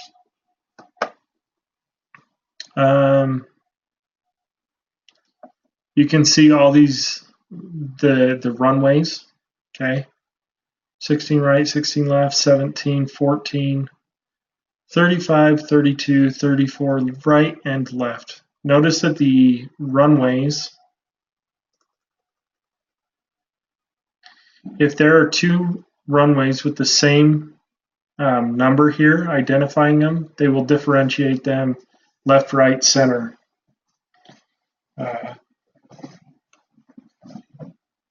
So depending on how many runways, if there's 3 runways, there will be a left, right, and a center. If there's 2, you'll see a right and a center. And if there's just 1, there will be no letter at the end.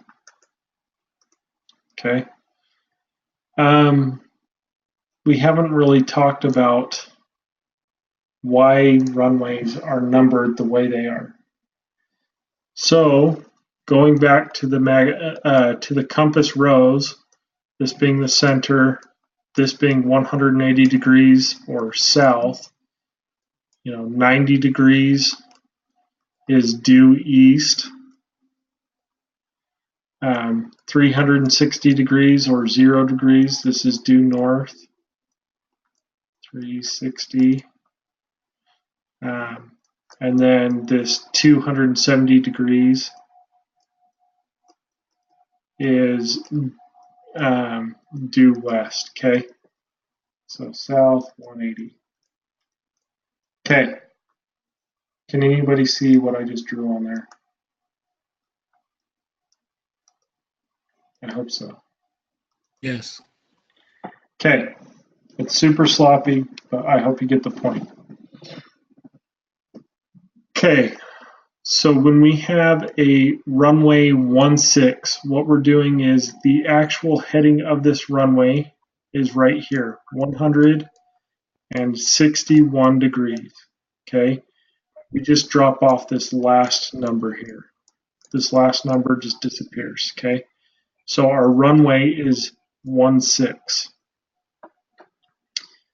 That means that when you are trying to land on runway 16, the heading that you're flying is 160 or 161 if you're flying the true heading of the runway. So this runway, as you can see in this picture below, is kind of a northwest to a southeast. is the orientation of the runway. Does everybody understand? Okay, our wind reports are the same way. If we see a wind report, Settle down. if we see a wind report and our wind report says 360 degrees at 10 knots, then when we see this 360 degrees, that means the wind is coming from the north and traveling south. So from the north to the south, 360 degrees. We always refer to this as our head, where's our head? 360 degrees. Bear. So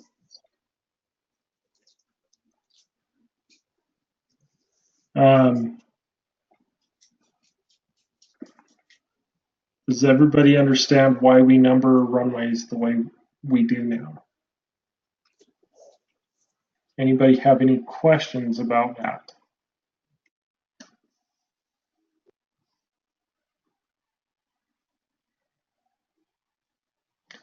Okay, so some of the other things that we see here, we can see the different terminals. We can see where the de-ice pads are located on the airport.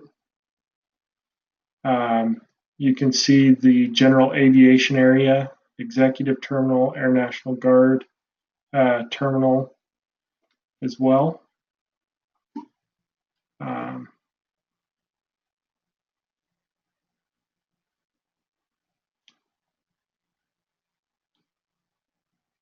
And then you can see like where wind cones are and stuff like that, but we don't really care as dispatcher where the wind cones are, or if they even have them. Other important information would be the runway lengths. This shows you the different runway lengths. So there you go. That's the 10.9 chart. So the 10.9A is the textual version of what you just saw up above. It starts out with this general information for the airport. Then we talk about the lighting, the type of runway, it's grooved, does it have RVR, tells us the threshold length, or landing beyond, so 92, 72, like tells us where different points are on the runway. Tells us the width of the runways. Over on this runway side here, you can see the different runways. So 14 and 32 has hurls. Happy is on the left side. Our glide slope is a 3-degree angle. Okay. So yeah, then it gives us general information as far as like where the hot spots are. So where is there dangerous spots on these runways? Hold lines for runway 35 and 32 are at the same location at taxiway Kilo 1 and taxiway Mike, with short taxi distance to either runway. Okay, so just general information, like you got to be careful when you're taxiing to this runway because both runways use that same taxi entrance point for their runways. This is also where we find our takeoff minimums. Okay, so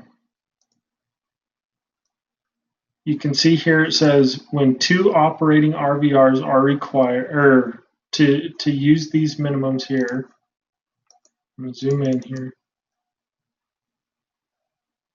Delete my old stuff. Okay. Oops.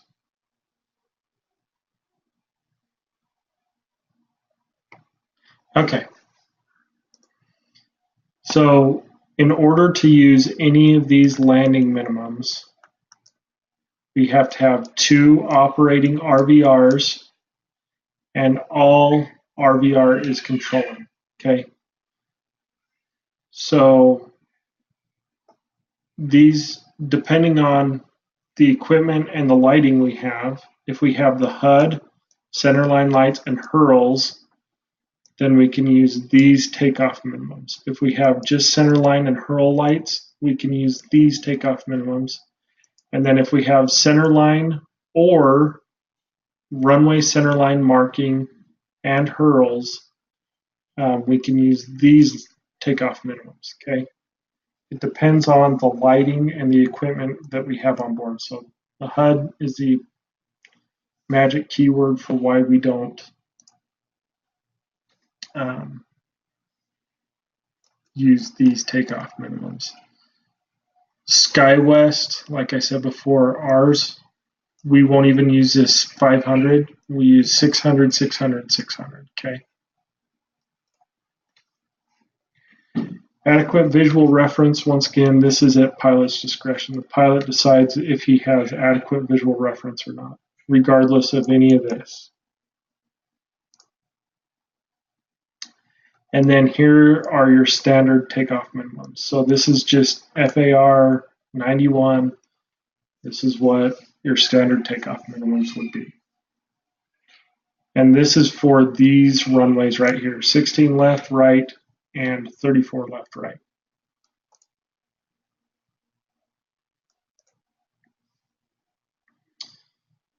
Okay, here's the same thing for runways 17 and 35. And then 14 and 32, okay? Okay, here's your obstacle departure procedures for these different runways. We don't really care about those, once again, because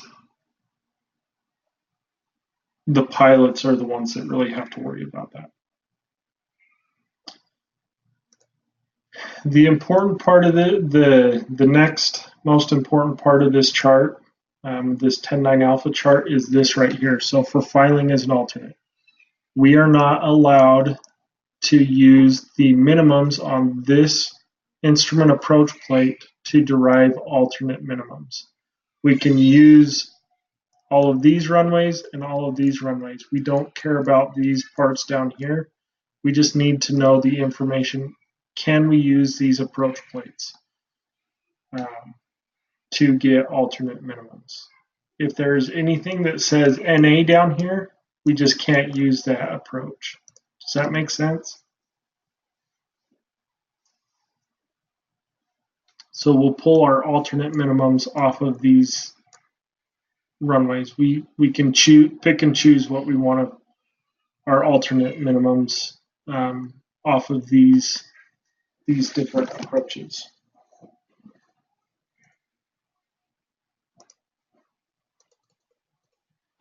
Okay, here's our star charts. So star charts, once again, identifying the city and then the name. You can see here that it is a star, so standard terminal arrival route. You can see the effective date, and then here's all the information that we need. So this is the digital ATIS frequency, airport elevation once again. Okay, alternate set inches. Alternate is set to inches, so we use inches of mercury. This is our transition level. So to fly this arrival route, when we cross over the transition point, right?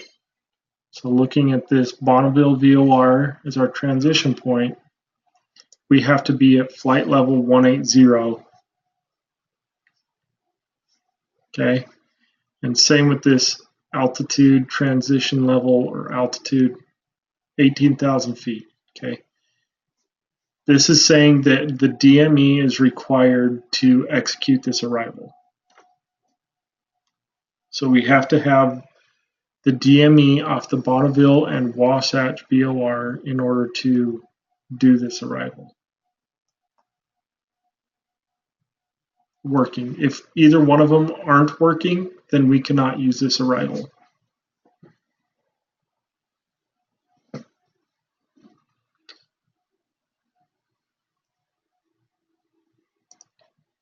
So these boxes here identify our VORs or our nav aids. Okay. In these boxes, we have first the identifier here, this 3-letter code. This is the frequency that we tune into. This right here, this little D, stands for DME. So this VOR is DME equipped. Okay. This H here stands for it. This is a high VOR. So when we say high VOR, think about the service volumes. We talked about service volume. So what is the service volume of a high VOR? Can anybody tell me?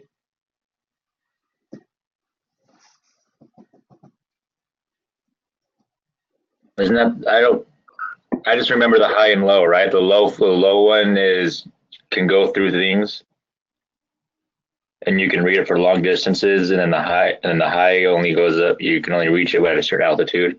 No, so we're talking about the service volume. So where in the vicinity of this VOR can we pick up the signal?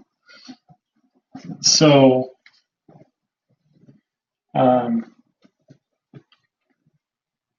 this is something, if you haven't written it down already, I want you guys to make sure that you write it down. So a high VOR, the service volume of a high VOR is 130 nautical miles. The service volume of a low VOR, so it will be indicated with an L in this box here, is 40 nautical miles. And then if you see one with a T, that's a terminal VOR. And the service volume of a terminal VOR is 25 nautical miles. Okay. So think of the H as high charts, those high en route charts. L is the low en route charts, and T is the terminal area charts. Okay. This Can you gives repeat which part? the distance? The distance.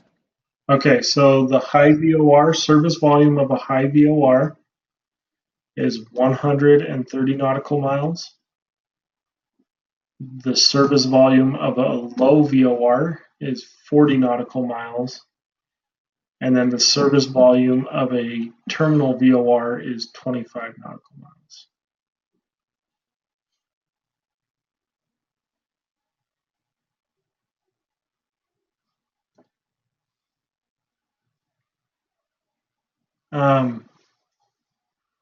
So that's where this comes into play. You can see it identified as a high, low, or terminal VOR in these boxes. This is the longitude and latitude of where the station actually lies. And then this right here is that Morse code that we talked about. You know, the pilot can turn up the volume of the comm frequency and he can actually hear the Morse code get played and identify the station. Okay, once again, solid line, that means that's the arrival route. Okay, this is our transition point. It goes right into the arrival. This 41 is the distance from the VOR to this intersection here. Okay, so from the Bonneville VOR on the 078 radial at 41 nautical miles, we will be over the Knoll intersection. Okay, this gives us expected altitudes at that intersection. This also gives us a altitude at which we can fly that leg of this arrival. If there is any holding required, if the air traffic control says hold over the Knoll intersection, this is where we would hold. Okay, this is the holding pattern for this arrival. If we continue on the 078 radial here, to this Watts intersection. This is where the arrival ends and where the instrument approach plate will begin. But that is 56 nautical miles total distance from the Bonneville VOR. Or it is 15 nautical miles from the Knoll intersection. So if you take 41, add 15 to it, you get 56 total nautical miles distance. Does that make sense? Here you can see a little description. At the Watts intersection, we can expect radar vectors to our final approach course. So Garrett, that is showing that you're traveling in at 10,000? Yeah, so we'll cross here at 18,000 feet. The minimum altitude that we can fly this leg at is 10,000. Okay, so when you're in a hold, an aircraft is in a hold position, making that circular loop there, that racetrack, it's showing that turbojets need to be at 17,000 feet, turboprops at 16,000. Mm-hmm. Where's the traffic coming in at, and how do you avoid the traffic that might be on that final approach? So good question. So remember, our transition is at 18,000 feet. That's our minimum altitude for the transition point. And this is our minimum altitude for this leg. Air traffic control will provide the separation between the holding traffic and traffic that may slide under them. But typically it's a first come, first serve situation. So what will happen is air traffic control, and you got to remember that you're not going to have like 15 jets coming in all at the same time over this point. What they're going to do is they're going to sequence them out 100 or so miles away from the airport before they even get to this point. This is just kind of a backup as, hey, I don't quite have the spacing I need between these two airplanes. So they'll put one into a hold and let the other one continue on. They'll put the guy behind in the holding pattern while this guy finishes his approach into the runway. So air traffic control, that's why it just says air traffic control is going to tell them to expect, this chart just tells them to expect 17,000 feet, but air traffic control can designate what altitude they want them to hold at. So you can actually have layers of holding as well. Thank you. Kind of like pancakes stacked on top of each other, right? So they'll vector them in as they get separation that they need. And remember that, like I said before, minimum altitudes and then expected altitudes doesn't mean that it's necessarily what you are going to be flying at that point. So it just, air traffic control really has the final say.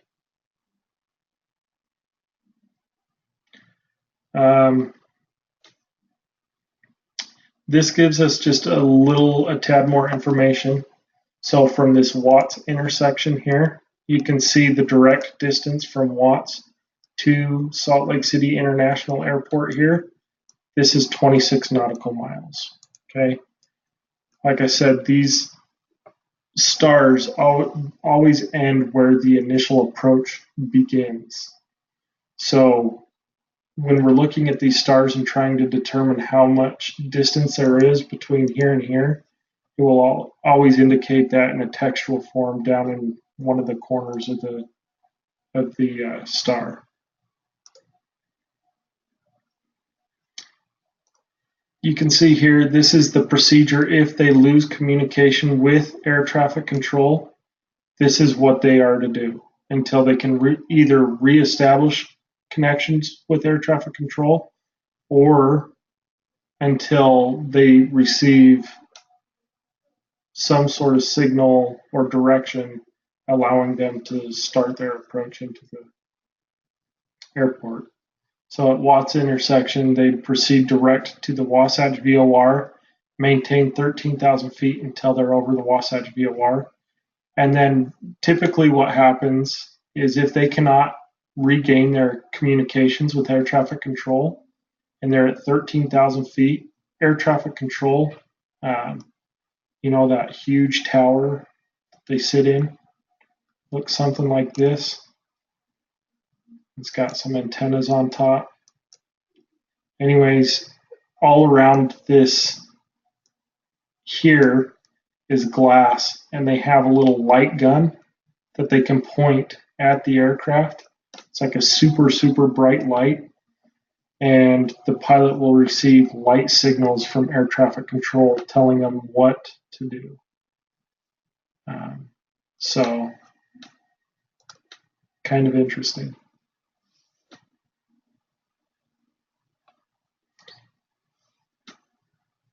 We can see more stars. Why don't we take a dinner break here? I'm starting to lose my voice, believe it or not. Let's take a 20-minute dinner break before we dive. Garrett, Yeah. last week when Adam was on, he had indicated that Fridays you try to do a shorter meeting. Will that be the case today? Yeah, we can wrap this up. I'm gonna. Well, starting to wonder now if we need a break. Maybe we'll do a 10-minute. Let's do a 10-minute break, and then we'll try to wrap it up by 9 o'clock at the latest. Does that work? I mean, don't feel any pressure. I was just wondering if that was part of the plan for this week. Yeah, I'm fine with that. So, Does anybody else recall that? Yeah, I remember that. all right. I'm good with that. Yeah, let's take a 10-minute break. Just kind of get a drink or whatever you need to, and then we'll reconvene here at 8:25. Finish it off. Thanks, Garrett.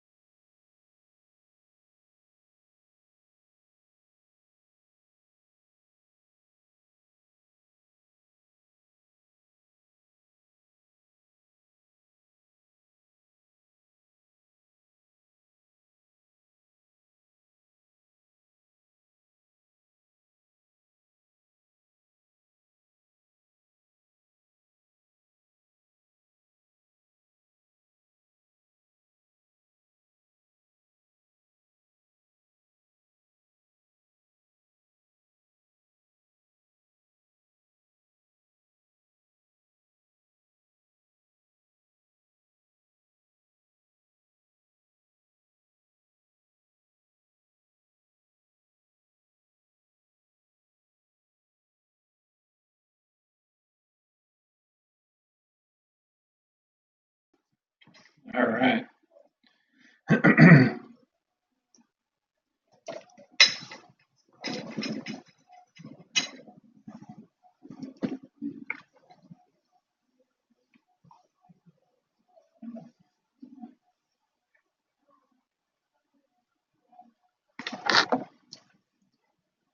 Okay.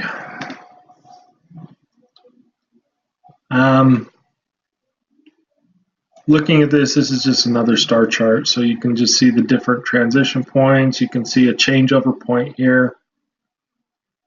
But the principle is identical, right? You can see that these two are still transition points, but you can also see that this is not a transition point. This is used only to identify this intersection, right? So you can see that textual information. Nothing really changes. This one just has a little more going on than the previous one, but all of the information will still hold as the same.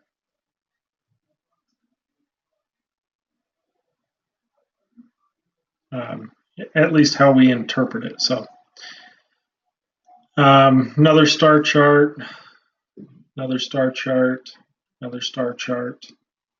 Okay, here we go. SID. So this is our departures, right? It's read almost identical to the star chart. You're going to notice that this one has SID in the top right corner rather than star.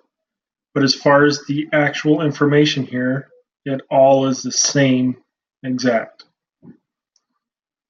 You can see the bold dotted lines, those go to our transition points. These lighter gray narrow lines are that means that this VOR is used as a reference to identify those intersections. You can just see that all of the information still holds the same. It even identifies obstacles in a textual format on this chart as well. And then you can see the lost comms procedure. This will also give you an initial climb up to that 10,000 feet, and then it'll also tell you specific routing instructions as well. So expect radar vectors to the Fairfield VOR, then via file assign transition, expect clearance to filed route or filed altitude 10 minutes after departure.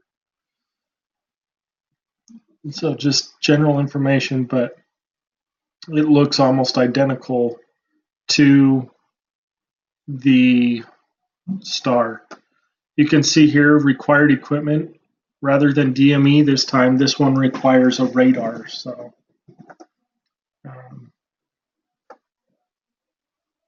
there you go.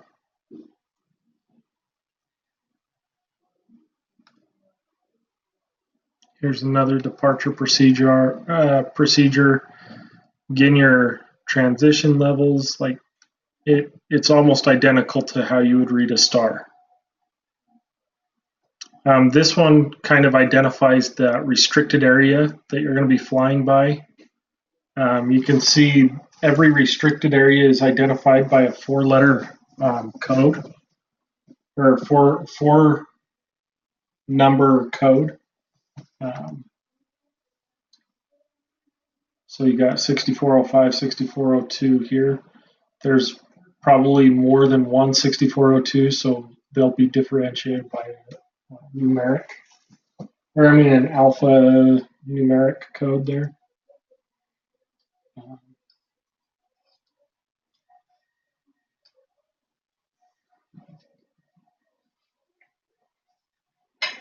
Let's see here.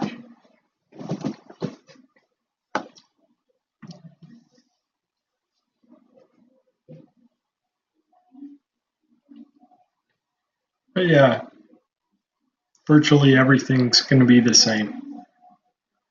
Okay, instrument approach plates. instrument approach plates are, you get color on these ones, so kind of nice, huh? Kind of refreshing. Okay. Once again, the airport is identified in the top left corner of every one of our instrument approach plates. Well, really in every one of our charts.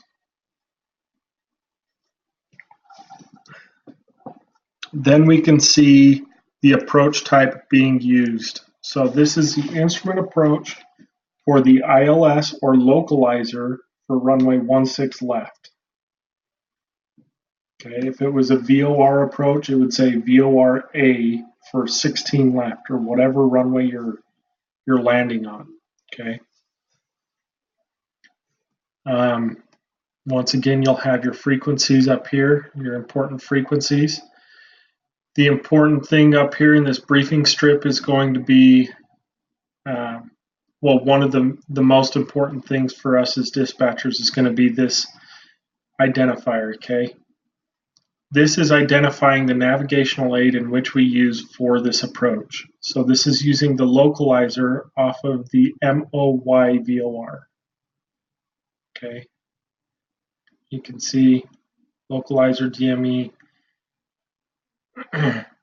or I mean not the VOR, the MOY localizer. So IMOY, I stands for localizer MOY. So this is using the Wasatch VOR, the MOY frequency off the Wasatch VOR. So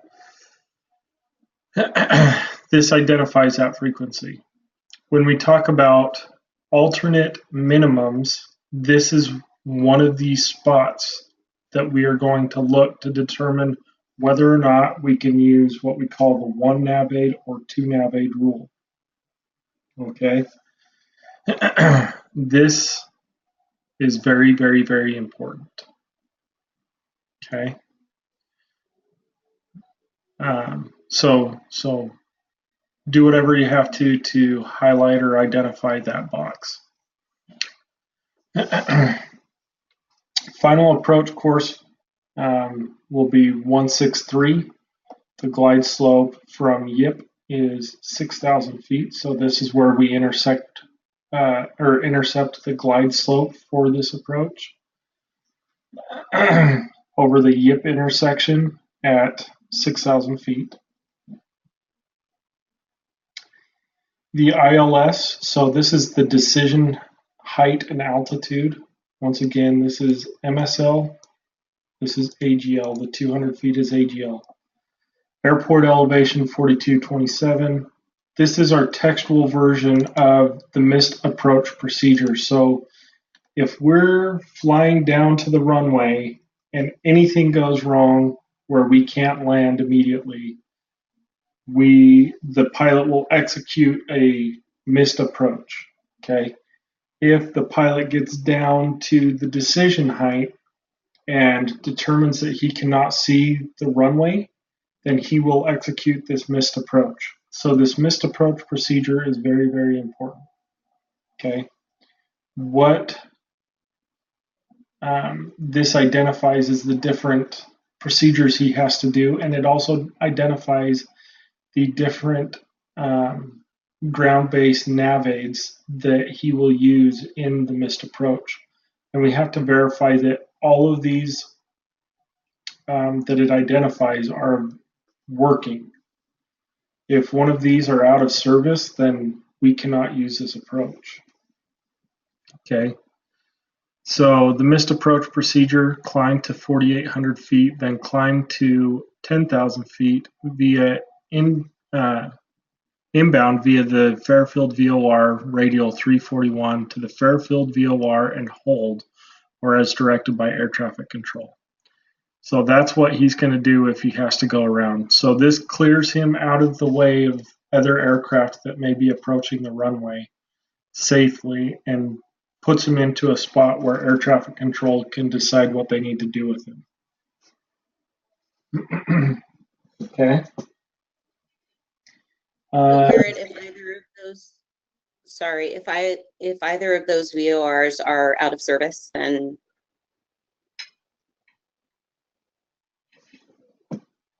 then we can't use this approach at all.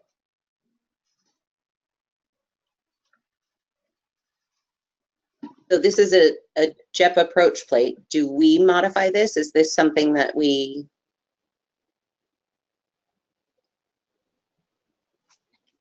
Are you talking about SkyWest or what? As a dispatcher, if this missed approach plan is not available because one or both of these VORs are not available, how would we relay that to the cockpit crew? We would just have to choose a different approach.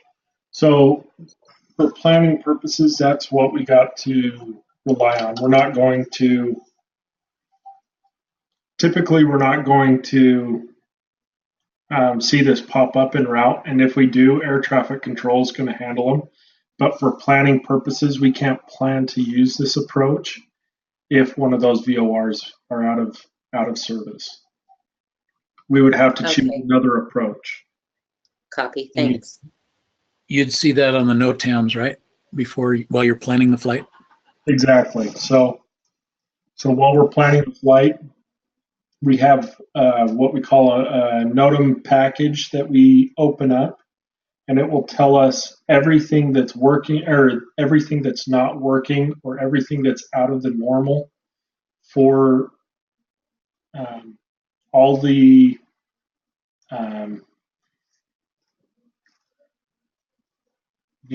all of the different stations that are in our flight plan that we've planned for.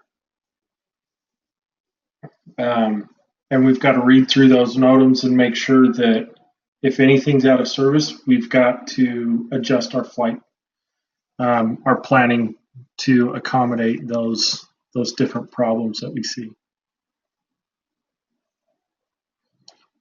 So basically, this is only during the planning phase that it applies to a dispatcher. Once they're en route, air traffic control will handle them. So.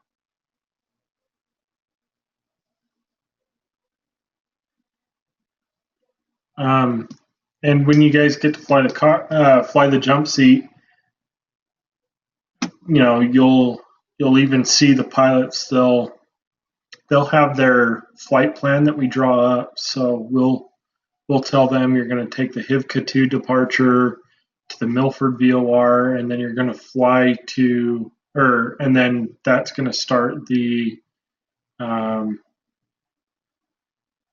what's the arrival that we use? Anyways, that's gonna start us on the arrival into Salt Lake International, and we're gonna plan on using runway 34 left.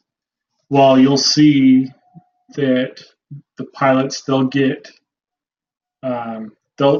that all into their FMS, into that computer that tells that will direct the flight or the autopilot and stuff like that. They'll put it all into that FMS, and what'll happen is air traffic control, they'll start descending into the airport, and air traffic control will come on and say, SkyWest 7394, cross this intersection at this altitude, expect vectors for 3-4 right. So it's different from what we had planned them with. So the pilots will acknowledge that they need to change their flight plan, and they will enter it into the FMS really quick and just change the waypoint, what runway we're expecting at that point, and then they'll execute it. And once they execute it, the autopilot will automatically shift the aircraft over to that runway. It's pretty neat stuff. So, a lot of times I've noticed the flights in the morning enter from 1-6. In the afternoon, they because of prevailing winds, I'm guessing they switch off to 3-4 in Salt Lake. Is that something that also comes up in NOTAMs during flight planning? I mean, at what point do they make that change in the planning? So I mean, so that you can plan for that if it's going to happen. yeah. So when we're planning, we'll look at the weather. And the weather forecast, the TAF is what we call it, so the terminal area forecast, will indicate what they expect the winds to do and when they expect them to shift. We will plan off of that. That doesn't mean that that's what will actually happen. And so air traffic control will adjust accordingly. But in our planning phase, we can only use the information in front of us. And you got to remember, too, that when we are dispatching a flight, so when you were there today, you saw flights would turn yellow, and he would start sending off the dispatch release, right? And then they would change to red, like you'd see red on there, and that meant when there's no color, that means that you're greater than 90 minutes out. When it turns to yellow, that means that you are 90 minutes to 60 minutes out. When it turns red, that means you're 60 minutes before the flight. And you saw that, right? Yes. Okay, so you got to remember that when we are planning these flights, we will send the release anywhere from 60 to 90 minutes before the flight even pushes back from the gate. So that being said, we've just got to use the information in front of us and plan with that. That doesn't mean that that's actually what's going to be happening as far as like the flight plan goes, what runway we selected, what temperatures we plan the flight at, the pressure, like all of that is subject to change, and we understand that. But the important part is that in the planning phase, we used the information that we are given at that time to make the best decision and try to be as accurate as possible. And the pilots understand that too. They understand that things just change, and things even change when I've even been in the cockpit at times when pilots are like, oh, they plan for 16 right. I don't think we're going to get it. I think we're going to get 16 left. And ground control come on and say, expect 16 right. And they're like, oh, hey, that's kind of cool. That actually worked out. Or it'll be something totally different. They'll be like, expect runway 17. Oh, okay. Taxiing out to runway 17, Things change constantly. But we're just going to use that information we have at the time to make those decisions.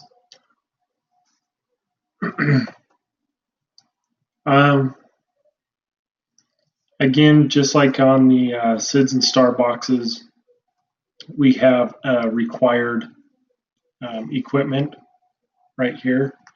We can see our transition level, the flight level, 18,000 feet once again. DME or radar required to shoot this approach. Simultaneous approach authorized with ILS or localizer 16 right, ILS 16 right, Cat 1, 2, 3, and then the VGSI and ILS glide path are not coincident. So, bunch of pilot jargon. As dispatchers, all we need to be really cognizant of is this DME or radar required.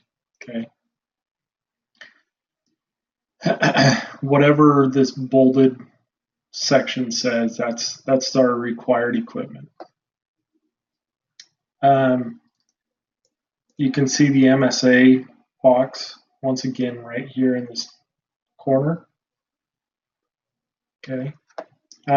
This is showing us, depending on what our transition point was, this is the initial approach fix. So we've got Weber or Ogden are going to be the points that are initial. These are our initial approach fixes, but our intermediate fix is going to be iron. I don't know.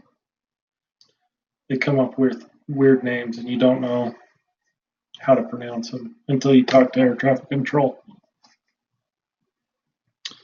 But then they'll fly this approach into the runway.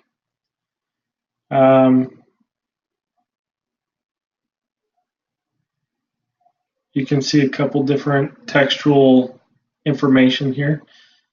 This one, what's important to remember on this is if you see like these bolded numbers here, there's always going to be something that's a graphical tied to a textual information box. So you match up the ones here. 2, you'd match up here. Transitions to iron.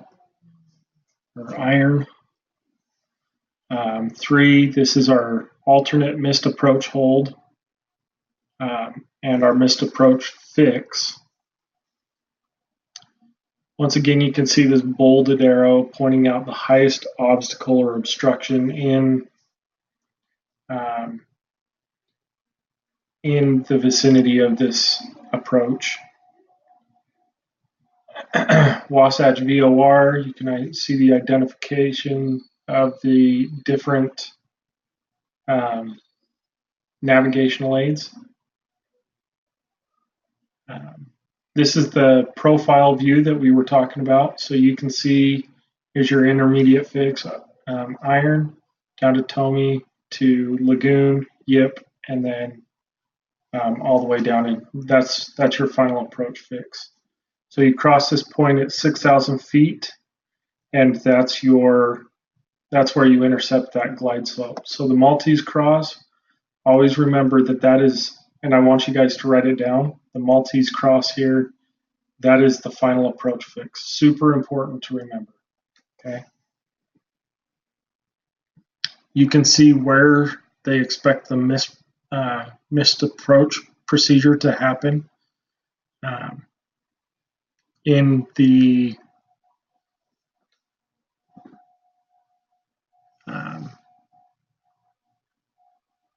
like at what point or what altitude, distance from the runway. Touchdown zone, you can see the altitude of the actual runway there, where you'll touch down. These little numbers here, these are the distances between each one of these fixes. Okay. This is your approach speeds, ground speed in knots. This is the glide slope. Your missed approach point. This is in minutes here. This is your ALS. This is the approach light system. So we can see here that this approach uses ALSIF 2 lighting. You can see the missed approach procedure here in graphical form as well. So 4,800 runway heading. So you'd climb to 4,800 feet on runway heading, then climb to 10,000 feet via the Fairfield VOR 341 radial, and then this is the frequency for the Fairfield VOR. And that's where you would hold. And then last but not least, you can see the landing minimums for this approach. So that's, we've gone over this box pretty thoroughly here.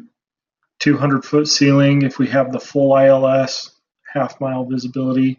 If the touchdown zone lights or the center line lights are out, then, it just changes the RVR requirement. Then if the ALS is out, then it increases our minimums there. If the glide slope is out, but we still have the localizer, then here are our minimums with or without the ALS.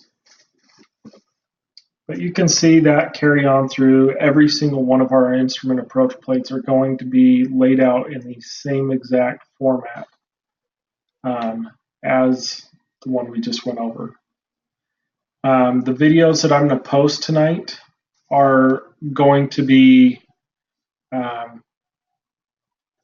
another person talking about these Jeppesen charts, and hopefully you'll be able to extract a little more information or understand it a little bit differently because of the way they teach it.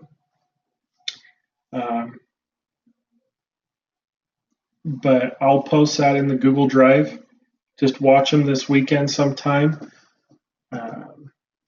And just know that it's really important that you guys study these instrument approach plates. This is where a lot of people struggle.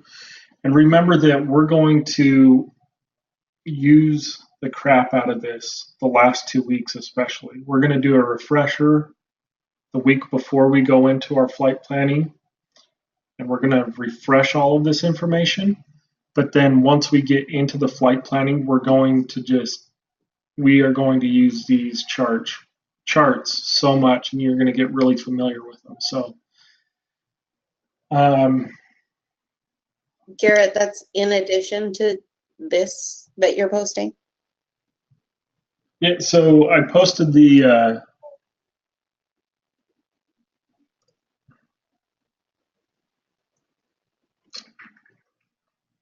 in our lesson plans here, week 2, day 5, I posted the PowerPoints that you can review.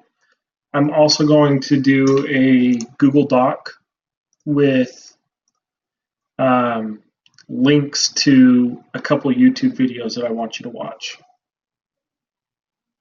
that walk you through how to interpret these Jeppesen charts. They're really helpful, but hopefully you'll be able to extract just a little bit more information and be able to use them to review and as we go through the course. So also as a side note, Garrett, I because I knew that one of my biggest challenges was going to be the charts, I went ahead and I downloaded those and printed them off. And only Sacramento, St. George, San Francisco, and I want to say Seattle printed or downloaded. And so I'm not sure what was. You're not sure what?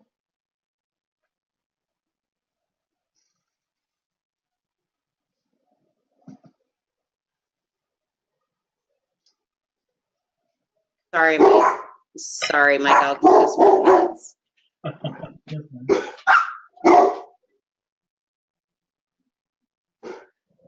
Sorry, so I'm not sure what was different about the other files, but I think if I print them to PDF, they'll be okay in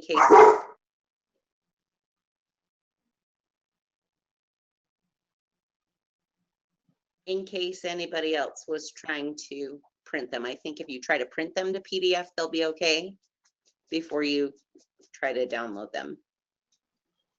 Yeah, and feel free, if you guys want to download them or, just as long as, really if you get any one of the major hubs and if you printed it out and then just took notes on one of those, that's going to help you a lot. You can rewatch this video, you can rewatch previous classes that talked about these JEP charts, or you can also refer to the YouTube videos.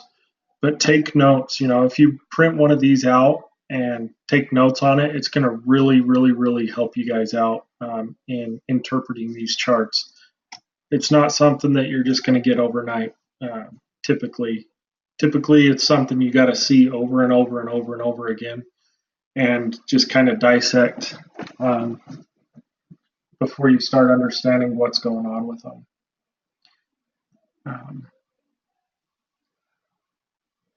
So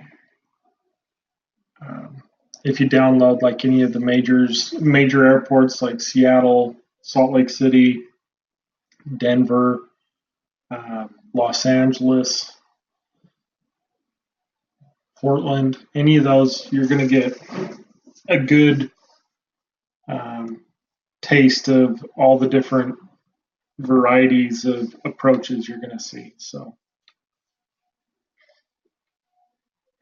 that being said, just remember that we have the quiz on Monday. Please study the notes, the review notes that we took. Those are going to be so helpful in taking the quiz. Those questions that I told you to memorize the wording, please memorize the wording. That's going to help you guys out in more than just this class. That's going to be very beneficial for your practical and for your interview, for whatever airline you choose. So please make sure that you memorize the ones I told you guys to memorize. Pretty important. I'll just support that with during my 90 minutes today in dispatch. There were several things that came up that were part of the last 2 weeks that became much more vivid in the actual application and why we would need to know them. So it's pretty fun to see.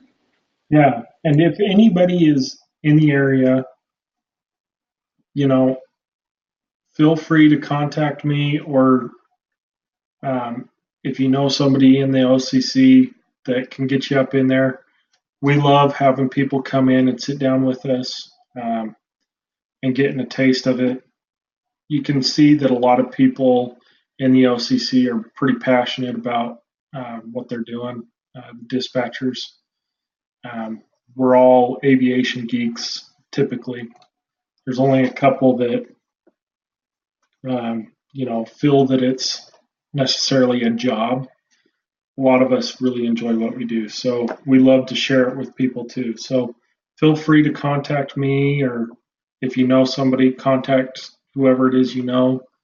Get up into the OCC and actually sit down with the dispatcher. It's really good information, and you get a really good taste in, as little as 90 minutes. You get a pretty good taste of what our daily life looks like. So.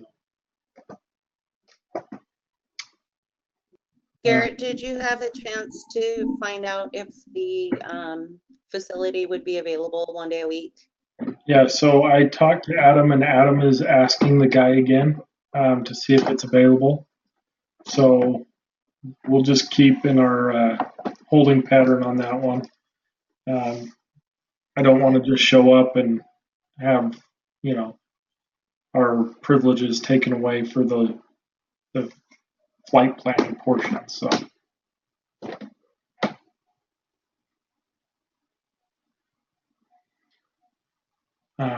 So we'll just wait to hear back from Adam on that one. I'll let you guys know if we can work something out or not. So. Okay, sounds good. Yeah. Anything else?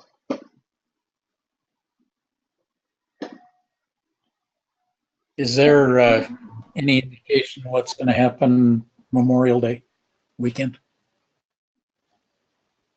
When is that? I believe it's the 28th. Adam indicated that we will likely be off that day.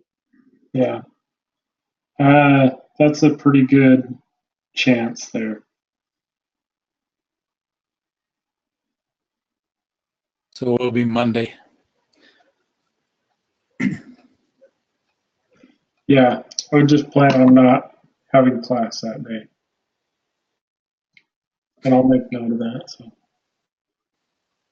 For sure, it's being recorded. Yeah, got it. Yeah. So. We've got you recorded, Garrett, for sure. That's right.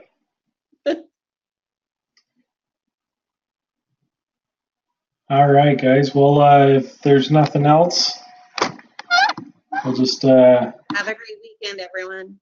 Yeah, have a good weekend. Happy Cinco de Mayo. Heck yeah.